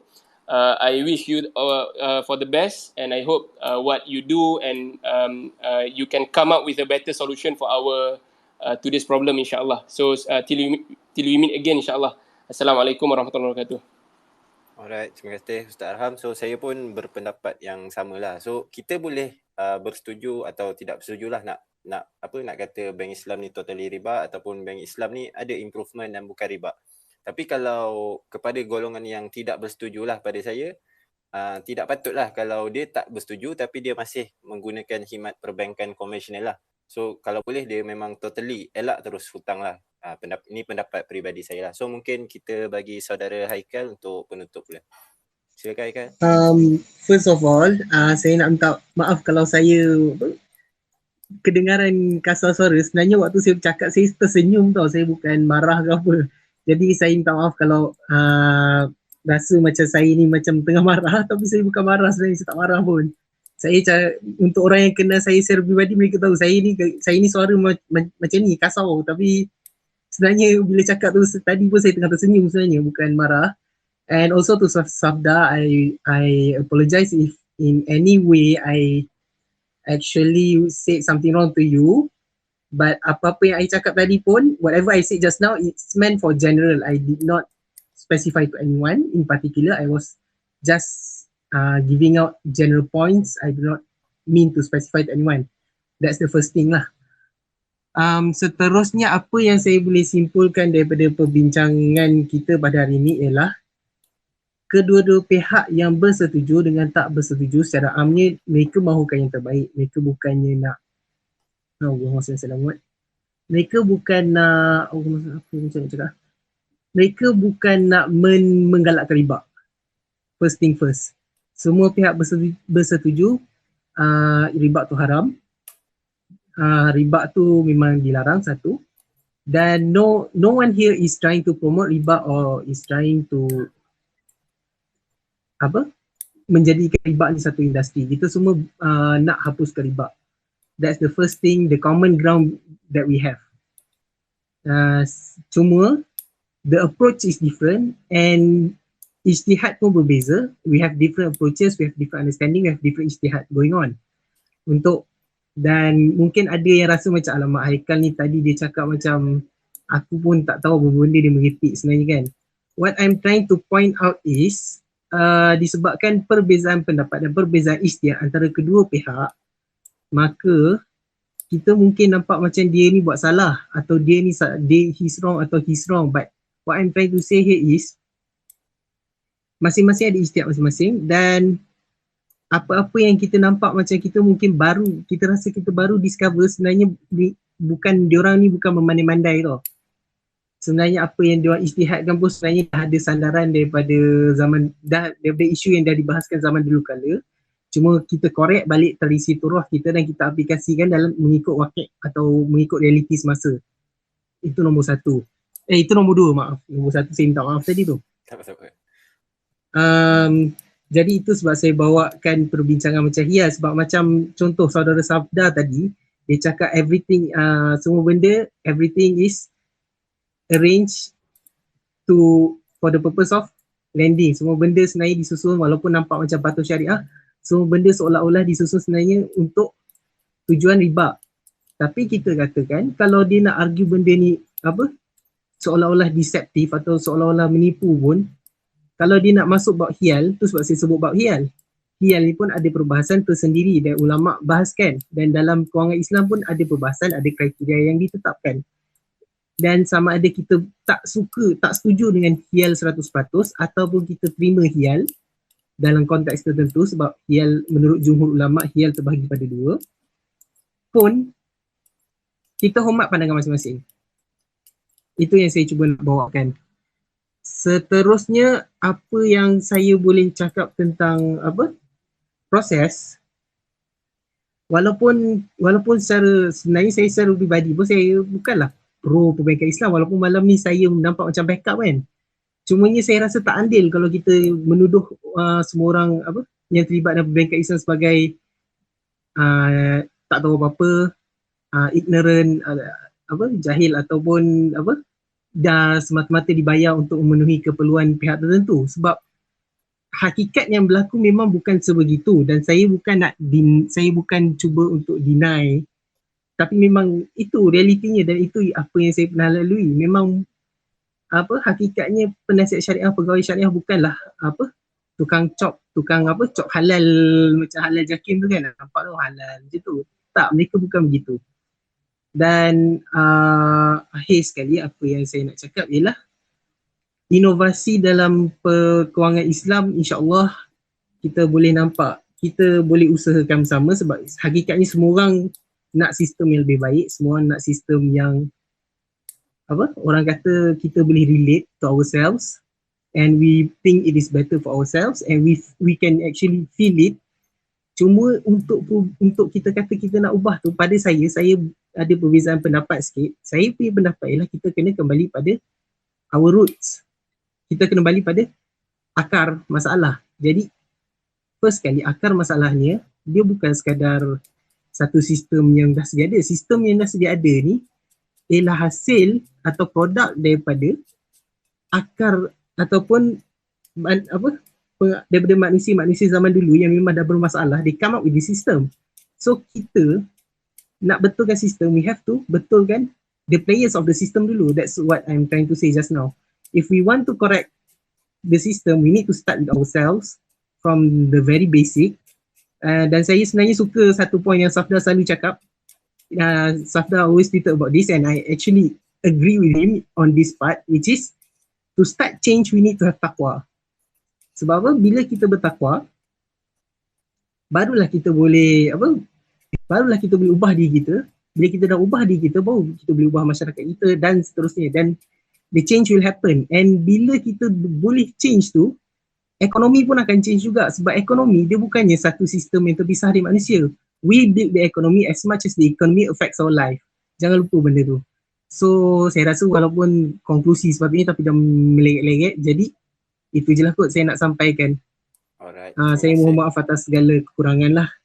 Okay, terima kasih Haikal, terima kasih pendengar-pendengar semua yang sudi stay lebih kurang 3 jam. So sebenarnya topik malam ni agak berat dan kita bawa, saya rasa panel yang tepat lah untuk malam ni. Ada yang objek, ada yang menyokong, dan kedua-duanya telah menyampaikan hujah masing-masing. So saya harap at least sekurang-kurangnya pendengar faham sedikit lah tentang industri perbankan dan perbankan Islam ni. So sekali lagi saya nak ucapkan terima kasih kepada semua pendengar. InsyaAllah kita akan cuba adakan sesi macam ni lagi, dan saya bersyukurlah malam ni kita tidaklah orang kata tak ada gaduh-gaduh lah kan. So the healthy discussion orang kata. So thanks again Safdar, thank you for joining us. Terima kasih Ustaz Raham and terima kasih Haikal. So semoga kita berjumpa lagi dalam sesi space yang lain. Assalamualaikum. Waalaikumsalam warahmatullahi. Thank you. Waalaikumsalam. Terima kasih semua.